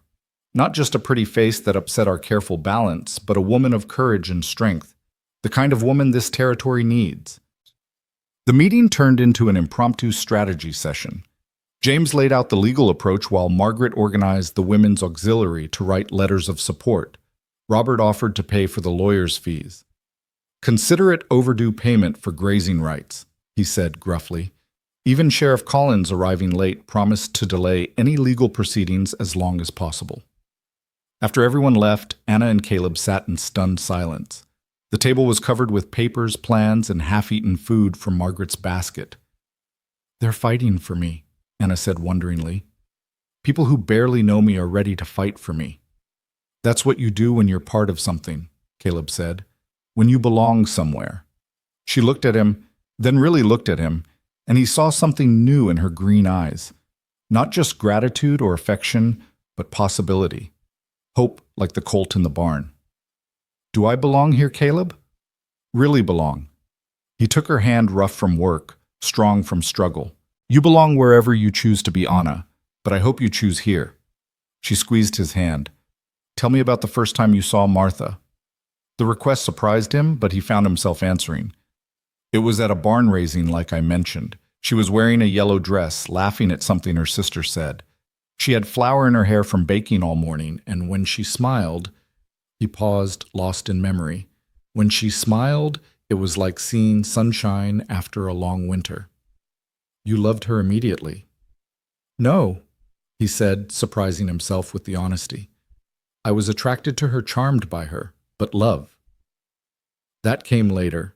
Love came from watching her tend her sick father without complaint, from seeing her give her last penny to a family that had even less, from the way she sang to the chickens and named all the barn cats and cried when we had to put down a lame horse. Love came from knowing her, not just seeing her. Anna was quiet, then asked, And what do you see when you look at me? At first I saw danger, beauty that could destroy everything I'd built from grief. He turned her hand over, tracing the calluses on her palm. Now I see strength that humbles me, intelligence that challenges me, courage that amazes me. I see a woman who shot a man to protect me, who ran into a burning building to save strangers' possessions, who faces down bullies and wins over enemies and makes dead gardens grow again. That's not love, she said softly. No, he agreed. But it's heading there, if you'll let it. She pulled her hand away gently. I need time, Caleb. I need to know Charles can't take me away. I need to believe this is real, that I'm not going to wake up and find it all gone. Time I can give you, all the time you need. That night, for the first time, there was no pacing. Caleb lay awake listening to the quiet from Anna's room and wondered if she, like him, was thinking about possibilities. The next weeks passed in a blur of preparation. James Hayworth proved to be a formidable legal advocate, building a case that painted Charles Whitmore as a predator and Anna as his victim.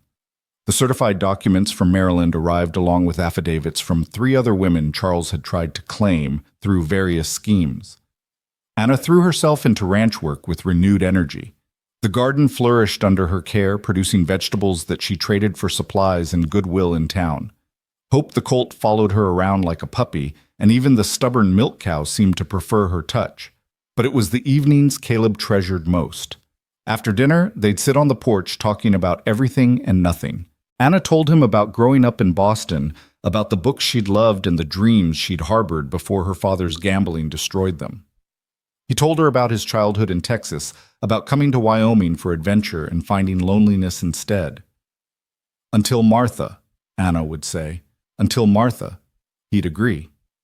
And now, until you. She never responded to such statements, but she didn't pull away either. Progress, he thought. Slow, careful progress. The court date was set for mid-September. Charles had hired a lawyer from Cheyenne, a sharp-dressed man named Cornelius Blackwood, who arrived in town like a harbinger of doom. He took rooms at Mrs. Wilkins' boarding house and immediately began investigating Anna and Caleb. "He's been asking questions," Tom Henderson reported one evening, "about your relationship, about whether the marriage is legitimate." "We're not married," Anna said flatly. "Well, that's the problem, isn't it?" Tom shifted uncomfortably. "Blackwood's arguing that since you're not married to Warren, you're still bound by your father's agreement. Says a single woman can't enter into contracts that supersede parental authority." "That's archaic," James Hayworth protested. He'd come for dinner, as had become his habit, while preparing the case. "Women have rights." "Not as many as we'd like to think," Anna interrupted bitterly. I knew this would be his approach.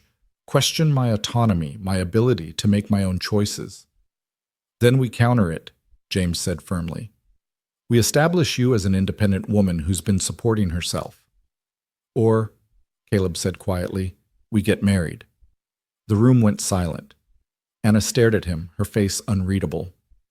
"It's a business arrangement," he continued, though his heart was pounding. "Like we originally planned. It would solve the legal problem, protect you from Charles's claims."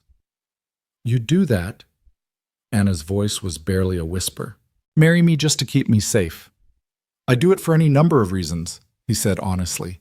"Safety is just the most pressing one." James cleared his throat. "It would certainly simplify the legal situation. A married woman's previous obligations are generally considered void." Anna stood abruptly. "I need air." She fled to the porch and Caleb started to follow, but James stopped him. "Give her a moment. This is a lot to process." "I shouldn't have sprung it on her like that." "Maybe not, but it's not a bad idea, strategically speaking." "I'm not thinking strategically," Caleb admitted. "I'm thinking about keeping her here, safe, with me." James smiled slightly. "My brother owes me $5. I bet him you were in love with her." "I never said—" "You didn't have to. It's written all over your face every time you look at her." James gathered his papers. "I'll give you both some time to discuss this. But Caleb, don't wait too long. Blackwood's building his case, and we need every advantage we can get." After James left, Caleb found Anna in the garden, kneeling among the tomato plants in the fading light. She was picking beetles off the leaves, dropping them into a bucket of soapy water with mechanical precision. "Anna, it wouldn't be a business arrangement," she said without looking up. "Not anymore. Too much has happened. Too much has been said." "Would that be so bad?" She did look up then, and he saw tears on her cheeks. "I don't know how to be a wife, Caleb. Not a real one. I know how to run a house, manage accounts, work land. But the rest, the tenderness, the trust, the intimacy, I don't know if I can give you that." He knelt beside her, not touching, just close enough that she could feel his presence. "Martha and I didn't know how to be married either at first. We figured it out together day by day. Some days we got it wrong. Some days we fought over stupid things like how to fold sheets or whether to plant corn or wheat. But we learned. You loved each other from the start." "We chose each other from the start," he corrected. "Love came with time and patience and 1,000 small moments of choosing each other again." Anna set down her bucket, wiping her hands on her apron. "And if I marry you and still can't be what you need, then we'll be two imperfect people doing our best, which is what most marriages are anyway." She laughed short and sharp. "You make it sound so simple." "The decision is simple. It's the living with it that's complicated." They sat in silence as darkness fell around them. Fireflies began their evening dance, and somewhere a mockingbird was singing its borrowed songs. "If we did this," Anna said carefully, "there would need to be understandings, such as time. I need time to adjust, to trust." to believe this is real. Already agreed to that. And if Charles challenges the marriage claims it's not legitimate because it hasn't been consummated. Caleb felt heat rise in his face. We deal with that if it happens. James says the law is murky on such matters. The law is murky on most things concerning women, Anna said bitterly. Then softer. When? When what? When would we marry? His heart leapt. You're saying yes. I'm saying I'm considering it. When would you want to do this? Tomorrow? Tonight? Now? The words tumbled out before he could stop them. Before you change your mind, or Charles finds some new legal maneuver, or... She placed a finger on his lips, silencing him. Saturday, 4 days from now. That gives us time to do it properly, to have the town there as witnesses, to make it undeniable. Saturday, he agreed against her finger. She pulled her hand back, but slowly letting her finger trail across his lips. We should tell Reverend Phillips. Tomorrow. Tonight, let's just sit here. Watch the fireflies. Be ourselves for a little longer. So they sat in the garden as the moon rose, two people on the edge of a decision that would change everything. Anna eventually leaned against his shoulder, and he breathed in the scent of her soap and sunshine and something uniquely hers. Caleb, thank you for offering this, for being willing to bind yourself to me in my troubles. Anna, I've been bound to you since the moment you stepped off that train. This just makes it official. She turned to look at him, and in the moonlight her eyes were silver instead of green. I'll try to be a good wife. I can't promise to be Martha, but I'll try to be what you need. Don't be Martha, he said firmly. Be Anna. That's all I want.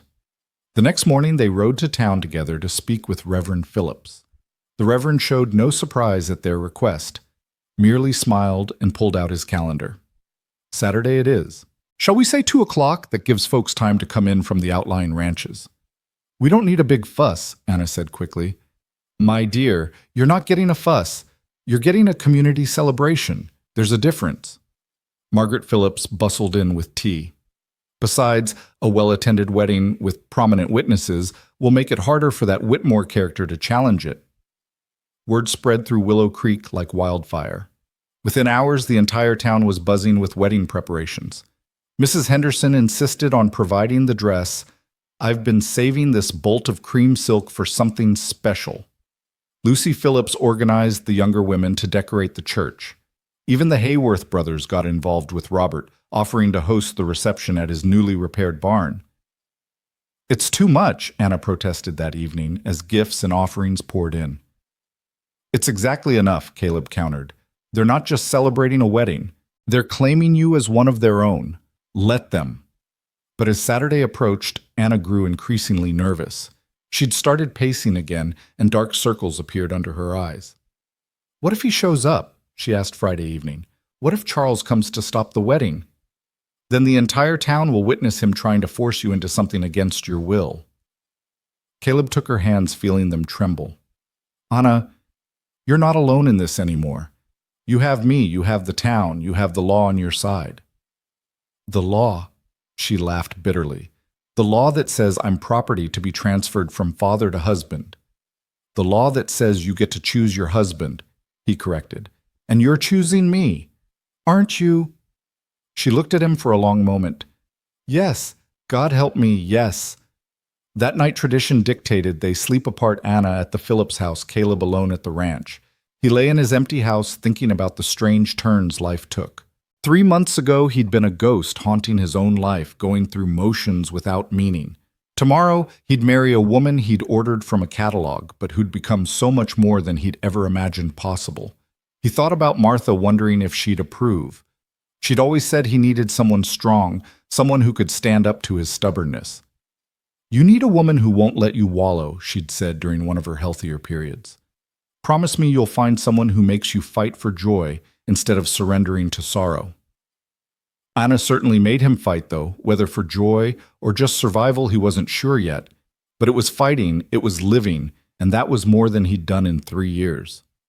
Saturday dawned clear and hot, the September sun baking the earth despite autumn's approach.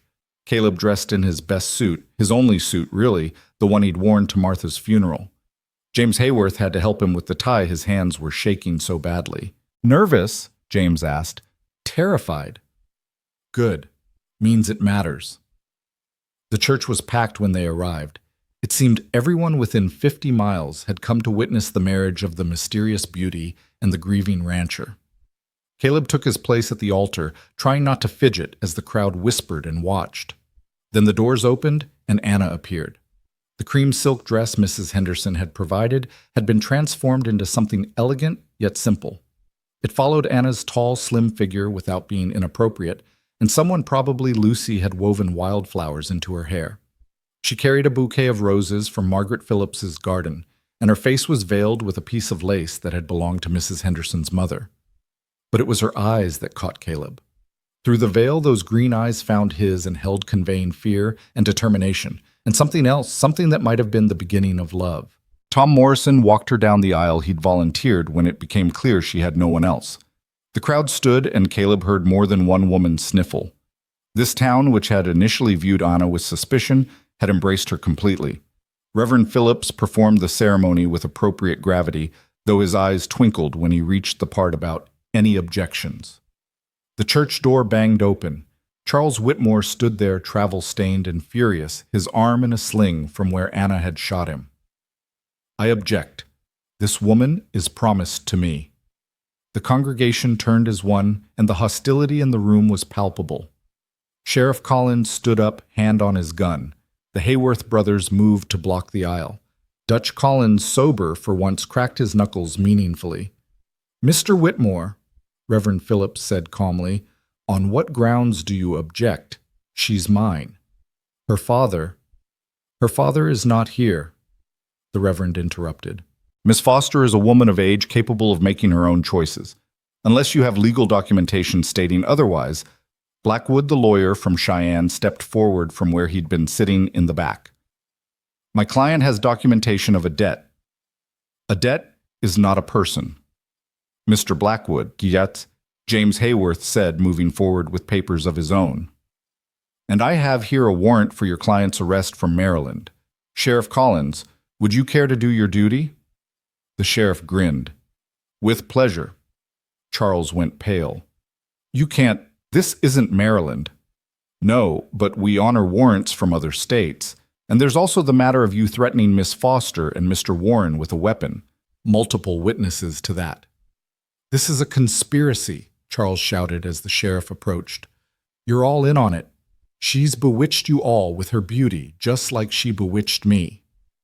Son, Reverend Phillips said quietly, the only one bewitched here is you.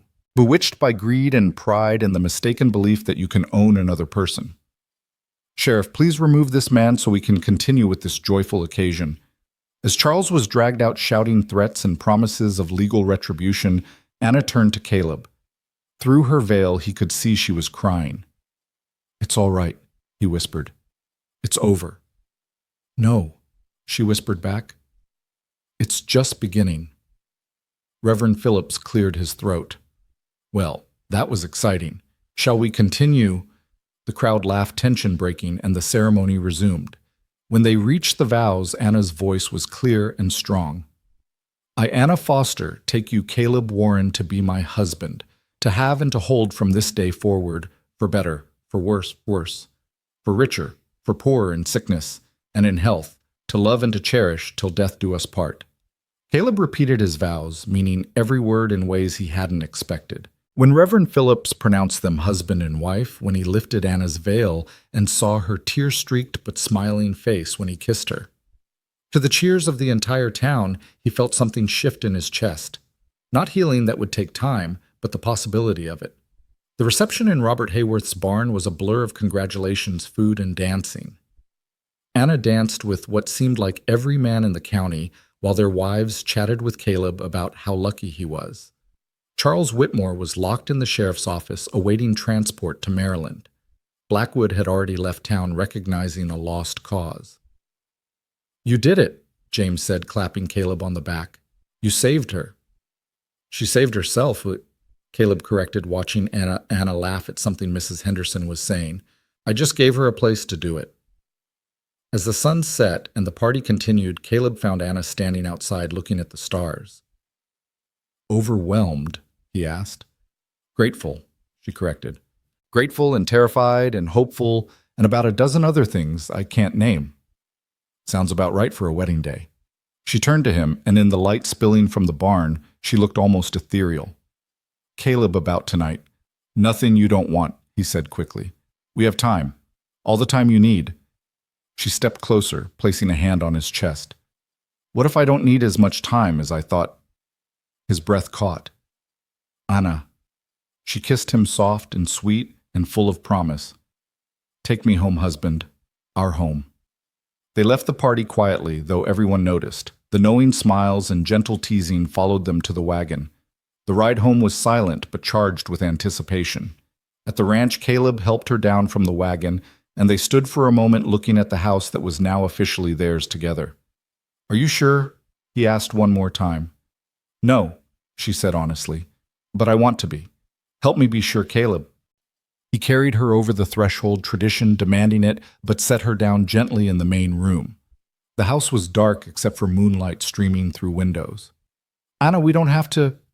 She silenced him with another kiss, this one deeper, more demanding.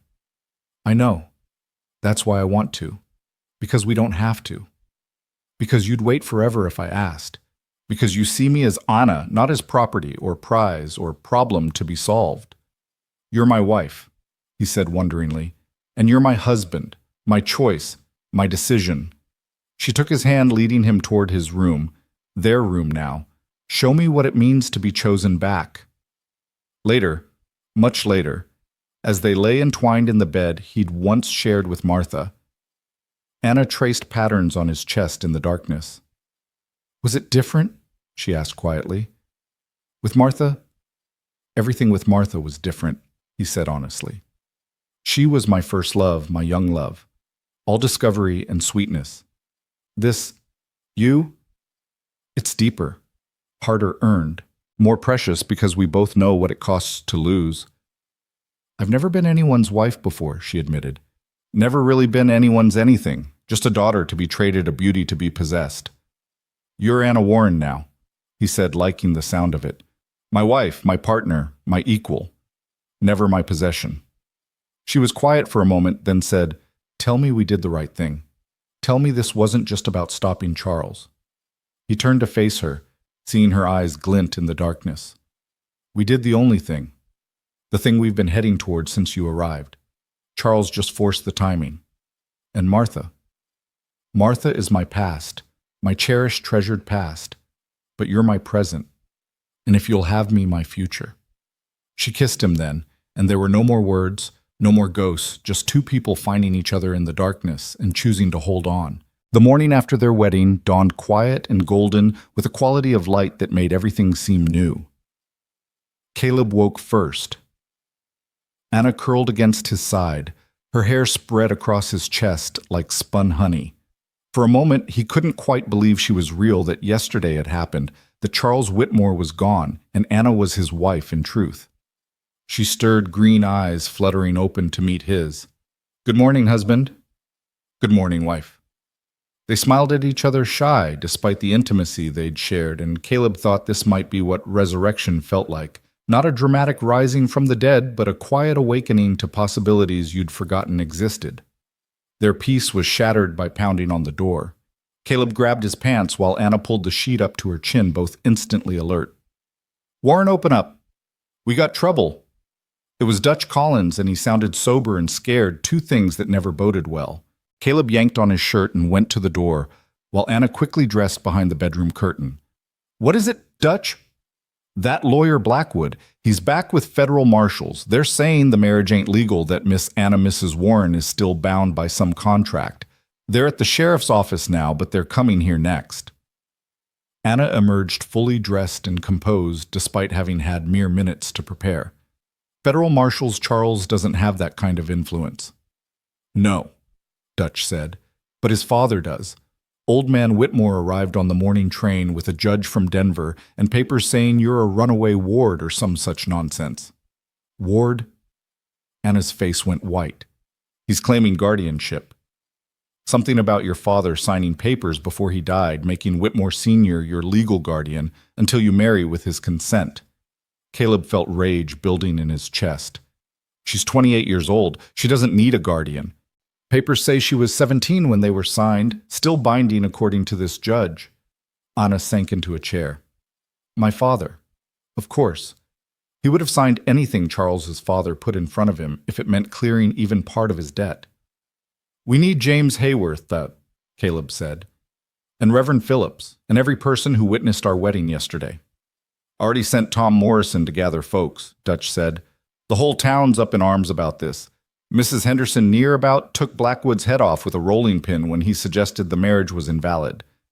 Despite everything, Anna smiled slightly. I would have liked to see that. Ma'am, Mrs. Warren, I owe you an apology, Dutch said suddenly, hat in his hands. I was wrong about you. Dead wrong. You're the best thing that's happened to this town to Warren here in years. We ain't letting them take you.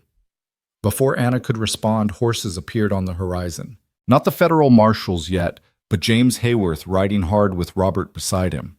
They dismounted in a cloud of dust, both grim-faced. We've got problems, James said without preamble. Whitmore Sr. is claiming Anna's father was mentally incompetent when he signed the guardianship papers, but that they're still binding. It's a legal maze meant to tie us up in court for months while they pressure Anna to comply. What does he want? Anna asked quietly. Charles is facing prison in Maryland. Surely his father isn't doing this just for his son's pride. James exchanged a look with Robert. There's more. We did some digging after Dutch came to get us. Turns out your father had something Whitmore Sr. wants. Something about shipping routes documentation of illegal trades. Whitmore thinks you have it. Anna stood slowly. The ledgers. Father's private ledgers. You have them, Caleb asked. I took them when I ran. I thought they might be worth something someday leverage if I needed it. She went to their bedroom, returning with a wrapped packet Caleb had never seen before.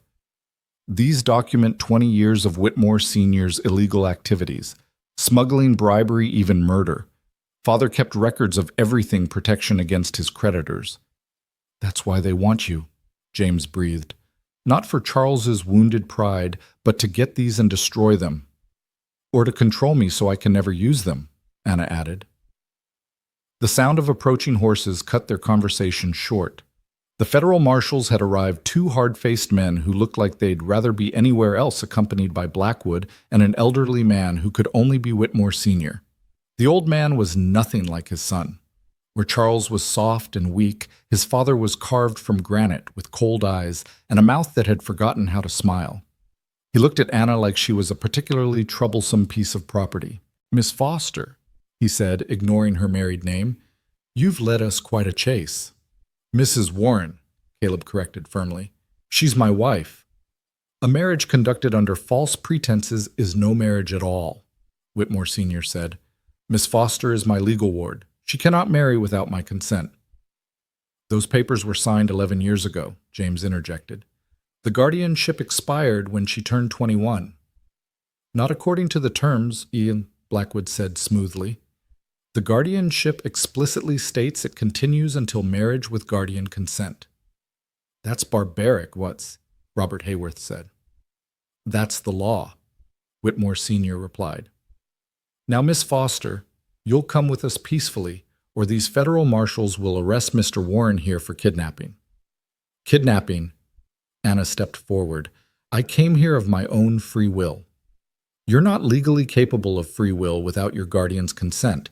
Any actions taken without my approval are void. The crowd that had been gathering erupted in angry voices. Half the town had arrived drawn by the drama, and they didn't like what they were hearing.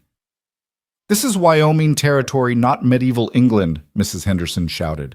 The law is the law, one of the marshals said uncomfortably.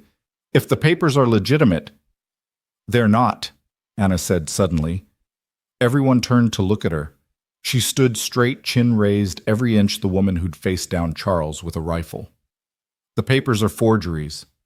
Whitmore Sr.'s face darkened. You're lying. Am I? Then you won't mind if we examine them closely, check the dates, the signatures, compare them to other documents my father signed. She pulled a paper from the packet she still held. Like this one dated 3 days after your supposed guardianship papers, where my father clearly states he has no living children. What? Caleb stared at her. My father disowned me when I refused Charles. Legally dissolved our relationship. It's all here filed in Boston courts. If I wasn't his daughter, he couldn't very well sign guardianship papers for me, could he? Blackwood snatched the paper, studying it with growing alarm. This appears genuine. Because it is, Anna said. My father was many things, but he was thorough. When I wouldn't be sold like cattle, he declared me dead to him. Literally, legally dead. Then how did you sign for the mail-order bride service? Whitmore Sr. demanded. A non-person can't enter contracts. I used my mother's maiden name Foster. Anna Foster, not Anna Morrison. A completely different person, legally speaking. James Hayworth was grinning now. She's right. If the disownment papers are real, then Morrison had no daughter to sign guardianship over. The Whitmore papers are void. This is ridiculous, Whitmore Sr. snarled. A technicality. The law is the law, Anna quoted back at him. Isn't that what you said? The federal marshals looked relieved. Seems like a matter for the courts to decide, not us, one said. We're not taking anyone anywhere until this is sorted legally. But, Blackwood started. It's Sunday, the marshal continued. No courts open. We'll wait until tomorrow, see what a real judge says. Not one you brought with you, Mr. Whitmore. The judge from Denver, who'd been silent until now, spoke up. I resent the implication. Resent all you want, Sheriff Collins said. This is my jurisdiction, and I say everyone calms down until we can sort this proper-like. Whitmore Sr.'s face was purple with rage. This isn't over. No, Anna agreed. It's not, because there's still the matter of these. She held up the ledgers. 20 years of illegal activities all documented in my father's hand. I wonder what a federal prosecutor would make of them. You're blackmailing me. I'm offering you a trade. You leave us alone, forget this guardianship nonsense, and I'll forget these ledgers exist. Or you can persist, and I'll make sure every newspaper from here to New York knows exactly how you built your fortune. Father and son had the same tell. Caleb noticed they both clenched their left fist when cornered. Whitmore Sr. was doing it now, knuckles white with suppressed fury. You little... Careful, Caleb warned, stepping between them. That's my wife you're talking to. Your wife is a... The click of multiple guns cocking stopped him mid-sentence. The townspeople had armed themselves, and every barrel was pointed at the Whitmores and their party. I think, Reverend Phillips said mildly, though he too held a rifle, that Mr. Whitmore was just leaving. Weren't you? Whitmore Sr. looked around at the wall of hostile faces. These weren't hired guns or city folks who could be intimidated. These were frontier people who'd claimed Anna as their own, and they'd fight for her. This isn't over, he said again, but the threat sounded hollow now. Yes, it is, Anna said firmly. Because if you come back, if you send anyone else, if you so much as think about disrupting our lives again, I'll destroy you. And unlike my father, I keep my promises. She tossed one of the smaller ledgers at his feet. A sample, so you know I'm serious. That one only covers 1871, but it's particularly interesting. Something about a ship that supposedly sank with all hands, but actually made port in Cuba. Whitmore Sr. picked up the ledger, opened it, and went pale. How did he? My father was many things, but stupid wasn't one of them. He knew that information was power, and he collected it obsessively. Anna's voice was steel wrapped in silk. Leave, now! Don't come back! The standoff stretched taut as wire. Then Whitmore Sr. nodded once, sharp and bitter. Blackwood, we're leaving. But sir, we're leaving. As they mounted their horses, Whitmore Sr. looked back at Anna. You're just like your father, beautiful and ruthless. No, Anna said. I'm nothing like him. He would have sold these ledgers to the highest bidder. I'm giving you a chance to walk away. Don't waste it. They rode off in a cloud of dust and defeat, the federal marshals following at a distance, clearly relieved to be done with the whole mess. The crowd waited until they were out of sight before erupting in cheers. Anna sagged against Caleb, all her strength suddenly gone. It's over. It's really over. You were magnificent, he whispered against her hair. Absolutely magnificent. I was terrified. Couldn't tell. She laughed shakily. I've been saving those ledgers for 3 years, never knowing when I'd need them. I can't believe it worked. You outmaneuvered them completely, James said admiringly. That bit about your father disowning you, brilliant. And true, Anna said quietly. He really did disown me. Said I was dead to him when I wouldn't marry Charles. The crowd was dispersing, everyone talking excitedly about what they'd witnessed. Margaret Phillips hugged Anna tightly. You're one of us now, officially and permanently. No one's taking you anywhere. As people headed back to town or their ranches, Robert Hayworth lingered. Mrs. Warren Anna, what you did at the fire, and now this. You've got more courage than most men I know. Courage is just fear that said its prayers, Anna replied. Something my mother used to say. Well, whatever it is, you've got it in spades. He tipped his hat. Welcome to the neighborhood officially. When everyone had gone, Caleb and Anna stood alone in their dusty yard looking at each other with a mixture of exhaustion and elation. So, Caleb said, what do we do now? Now. Anna smiled, and it was like sunshine after a storm. Now we live. We work the ranch, tend the garden, raise horses. We have Sunday dinners and church socials and all the normal things that normal people do. You think we can be normal? No. She laughed. But we can pretend. And maybe if we pretend long enough, it becomes true. That evening, as they sat on the porch watching the sunset, Anna burned the remaining ledgers in the fire barrel. Each page that turned to ash was another chain broken, another tie to her past severed. No more leverage, Caleb observed. No more need for it. I have something better now. What's that? A home, a husband, a community that would aim guns at federal marshals for me. She smiled at him. That's worth more than all the secrets in those ledgers. Hope the colt wandered over to the porch, sticking his nose through the rails to lip at Anna's skirt. She stroked his face absently, and Caleb was struck by the peaceful domesticity of the moment. Do you miss it? He asked. The excitement, the danger. God, no. I've had enough excitement to last 3 lifetimes. She leaned against his shoulder. I want boring. I want predictable. I want to wake up knowing that the most dramatic thing that might happen is a chicken getting into the garden. That can be pretty dramatic. Not compared to today. They sat in comfortable silence, watching the stars emerge. The coyotes started their nightly chorus, but it seemed less mournful now, more like a celebration of surviving another day. Caleb, thank you for standing with me, for being willing to fight for me. Thank you for being worth fighting for. She turned to kiss him soft and sweet in the gathering darkness. Take me to bed, husband. Our second night as married folks shouldn't be spent on the porch. As they went inside, Caleb glanced at the mantel where Martha's photograph sat. For the first time in 3 years, it didn't hurt to look at it. Martha seemed to be smiling, as if giving her blessing to this new life, this second chance at love. She would have liked you, he told Anna. I would have liked her too. Any woman who could love you that deeply must have been extraordinary. She was, and so are you in completely different ways. The weeks that followed were almost suspiciously quiet. No more surprise visitors, no legal challenges, no threats.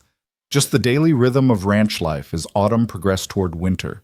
The garden produced abundantly, and Anna proved adept at preserving food for the cold months ahead. She traded vegetables for supplies, building relationships and goodwill throughout the community. Hope grew strong and swift, and Anna began training him properly. She had a gift with horses that continued to amaze Caleb, a gentle firmness that earned trust and obedience. Where did you learn so much about horses? He asked one day, watching her work Hope through his paces. My mother's family raised them before she married my father. She taught me when I was young before she died. Anna's voice softened with memory. She said horses were more honest than people. They never lie about what they feel. Is that why you trust them more than people? I didn't trust anyone, Anna corrected, until you. What changed? She considered this still working with Hope. You never tried to own me. Even when you had every right, when I was desperate and alone and would have agreed to anything, you never tried to make me less than I was. You let me be strong. You were always strong. I just got out of your way. She laughed. Is that what you call it? Standing between me and the Whitmores punching Dutch Collins, offering to marry me to keep me safe. That was just love, she said simply. That was love, even if neither of us was ready to call it that. He went to her then, not caring that hope was between them, and pulled her into a kiss that said everything he couldn't put into words.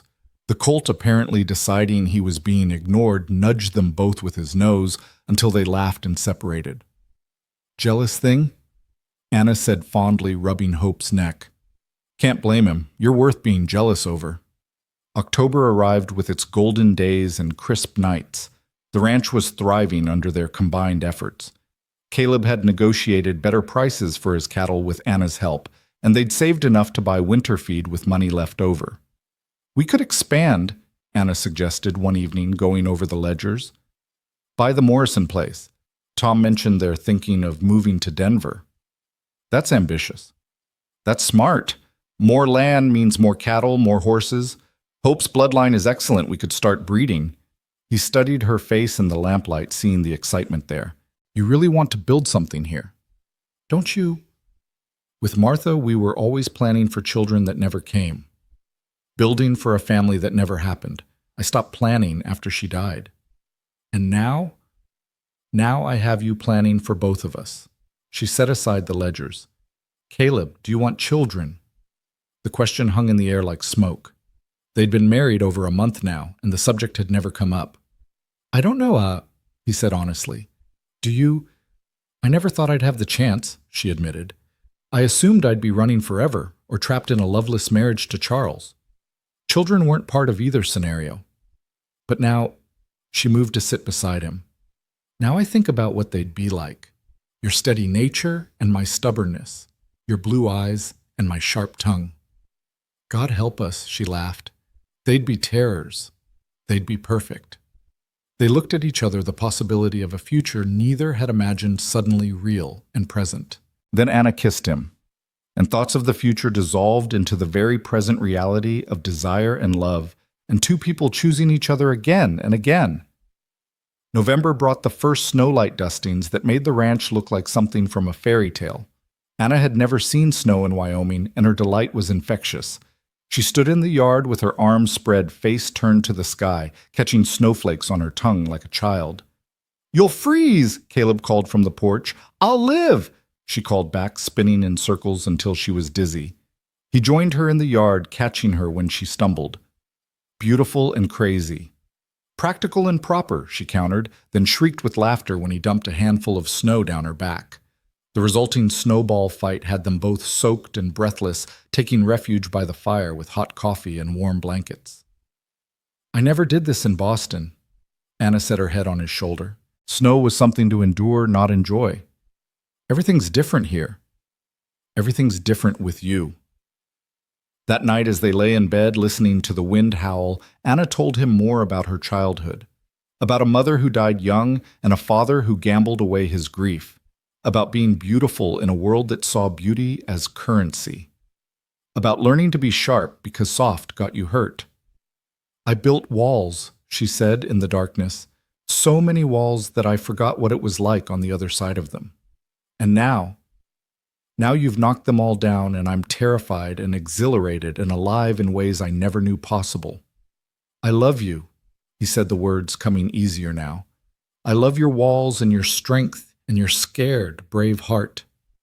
I love you too, she whispered. I love your steadiness and your hidden fire and the way you see me as Anna, not as beautiful Anna or dangerous Anna or any other qualifier, just Anna. Just Anna is more than enough. So is just Caleb. They made love slowly, tenderly, with the storm raging outside and warmth within. Afterward, Anna traced the scar on his shoulder from a long-ago fence-mending accident. We're both marked, she said. You by wire and work me by choices and chances. Scars mean we survived. No, she corrected. Scars mean we lived. The letter came 3 days later, delivered by a special courier who must have fought through the snow to reach them. Anna went pale when she saw the return address Boston from a law firm she recognized. "What is it?" Caleb asked. Though her face told him it wasn't good news, she opened it with trembling fingers, read it once, twice, then handed it to him. "Your father's dead," he said, reading quickly. "And he left you everything. Everything he hadn't already lost," Anna said numbly. "Which according to this is surprisingly substantial. The house in Boston, investments he'd hidden, even some shipping interests the Whitmores didn't know about."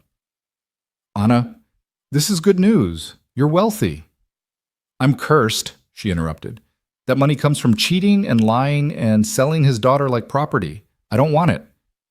"Then give it away. Or use it for good. But don't let pride keep you from taking what's rightfully yours." She stood pacing, not the measured 3 steps of old, but an agitated prowl.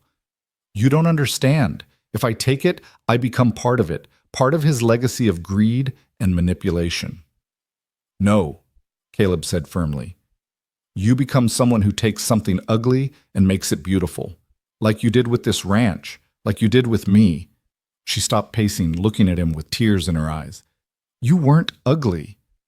I was dead inside. That's worse than ugly." She came to him then, letting him hold her while she sorted through the complexity of losing a father she'd already lost, of inheriting wealth she didn't want from a man who'd tried to sell her. "We could buy the Morrison place outright," she said finally. "And the Garrett place too heard they're struggling. We could build something real, something lasting. Unless you want me to take my fortune and leave?" She was joking, but there was real fear beneath it. "Anna Warren, you're stuck with me now. For better or worse, remember. Even if better includes Boston money and worse includes Boston memories. Even then." She kissed him, salt tears mixing with sweetness. "Then we'll take it. We'll take his money and build something he never could. A family, a legacy based on love instead of greed. That's my practical girl." "That's your romantic fool," she corrected. "Practical Anna would run from this money like it was poisoned." "Maybe it takes both. Practical and romantic. Foolish and wise." The snow had stopped and weak winter sunlight was breaking through the clouds. It illuminated the room, turning everything golden, and Caleb thought he'd never seen anything as beautiful as Anna in that moment. Not because of her face, though that was lovely, but because of the strength in her spine and the hope in her eyes. "We should go to town," she said. "Telegraph the lawyers, let them know our decision, and maybe stop at the church." "Why the church?" "To thank God for second chances, and thirds and fourths and however many it took to get us here." "You're religious now." "I'm grateful. There's a difference." They bundled up against the cold and took the sleigh to town, the horse's breath clouding in the frigid air. The town was quiet, muffled by snow, but smoke rose from chimneys and life went on despite winter's grip. At the telegraph office, Anna composed a message accepting her inheritance with conditions about how it would be transferred. The operator, young Sam Henderson, tried not to look curious, but failed. "Big news, Mrs. Warren. Just family business," Anna said evasively. But within an hour, the whole town knew that Anna Warren had inherited a fortune. The reactions were mixed, some worried she'd leave for finer places, others excited about what this might mean for the community. Margaret Phillips put everyone's fears to rest. "That girl's not going anywhere. She's got roots now, deep ones. Money doesn't change that." She was right. Anna used the first of the funds to pay off mortgages for struggling neighbors, always anonymously, though everyone knew the source. She funded a proper school, bringing in a second teacher, so Lucy Phillips could pursue her dream of attending college. She even paid for Doc Morrison's new medical equipment, ensuring the town had proper health care. "You're going to give it all away, Caleb observed one evening as she made lists of improvements and gifts. "Not all. We're keeping enough for the ranch for our plans, but the rest does good instead of harm. Your father would hate this." "Good." But the best use of the money came in spring when Anna announced she was bringing in a specialist from Denver, not for the ranch or the town, but for herself. "I want to know why Martha couldn't have children," she told Caleb, "and if the same might be true for me." The specialist, a German doctor with progressive ideas about women's health, spent 3 days examining Anna and reviewing Martha's history as best they could reconstruct it. "Your late wife had scarlet fever as a child, yes. he asked Caleb. When she was 12. That explains much. The fever can damage internal matters. Children would have been unlikely. And Anna, the doctor smiled. Mrs. Warren is quite healthy. I see no reason she cannot have children, should that be your wish. Anna gripped Caleb's hand so tight he thought bones might break. Really, though these matters are never certain, of course, but physically you are capable. That night they made love with a new tenderness, a new possibility between them, not trying for a child, not yet, but knowing they could. I want them to know about Martha, Anna said afterward. Our children. I want them to know there was another woman who loved their father who helped make him who he is.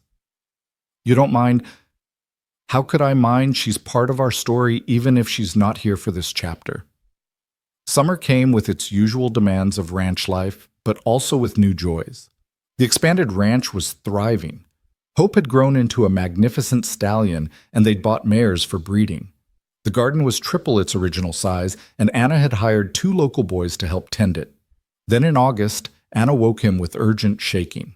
Caleb, wake up! What's wrong? He was instantly alert, reaching for the rifle. Nothing's wrong. She was laughing and crying simultaneously. Everything's right. I'm pregnant. The world stopped. Started. Stopped again. The doctor confirmed it yesterday. I wanted to wait until I was sure. He pulled her into his arms, both of them shaking with joy and terror and 1,000 unnamed emotions. We're having a baby, he said wonderingly. We're having a baby, she confirmed. They sat there in the dawn light, holding each other and their secret, their miracle, their future. Outside, hope whinnied and the cattle lowed, and life went on as it always did, but completely changed. Are you happy? Anna asked against his chest. Happy doesn't cover it. I'm resurrected. She pulled back to look at him. That's the perfect word. We're both resurrected. From different deaths, but resurrected all the same.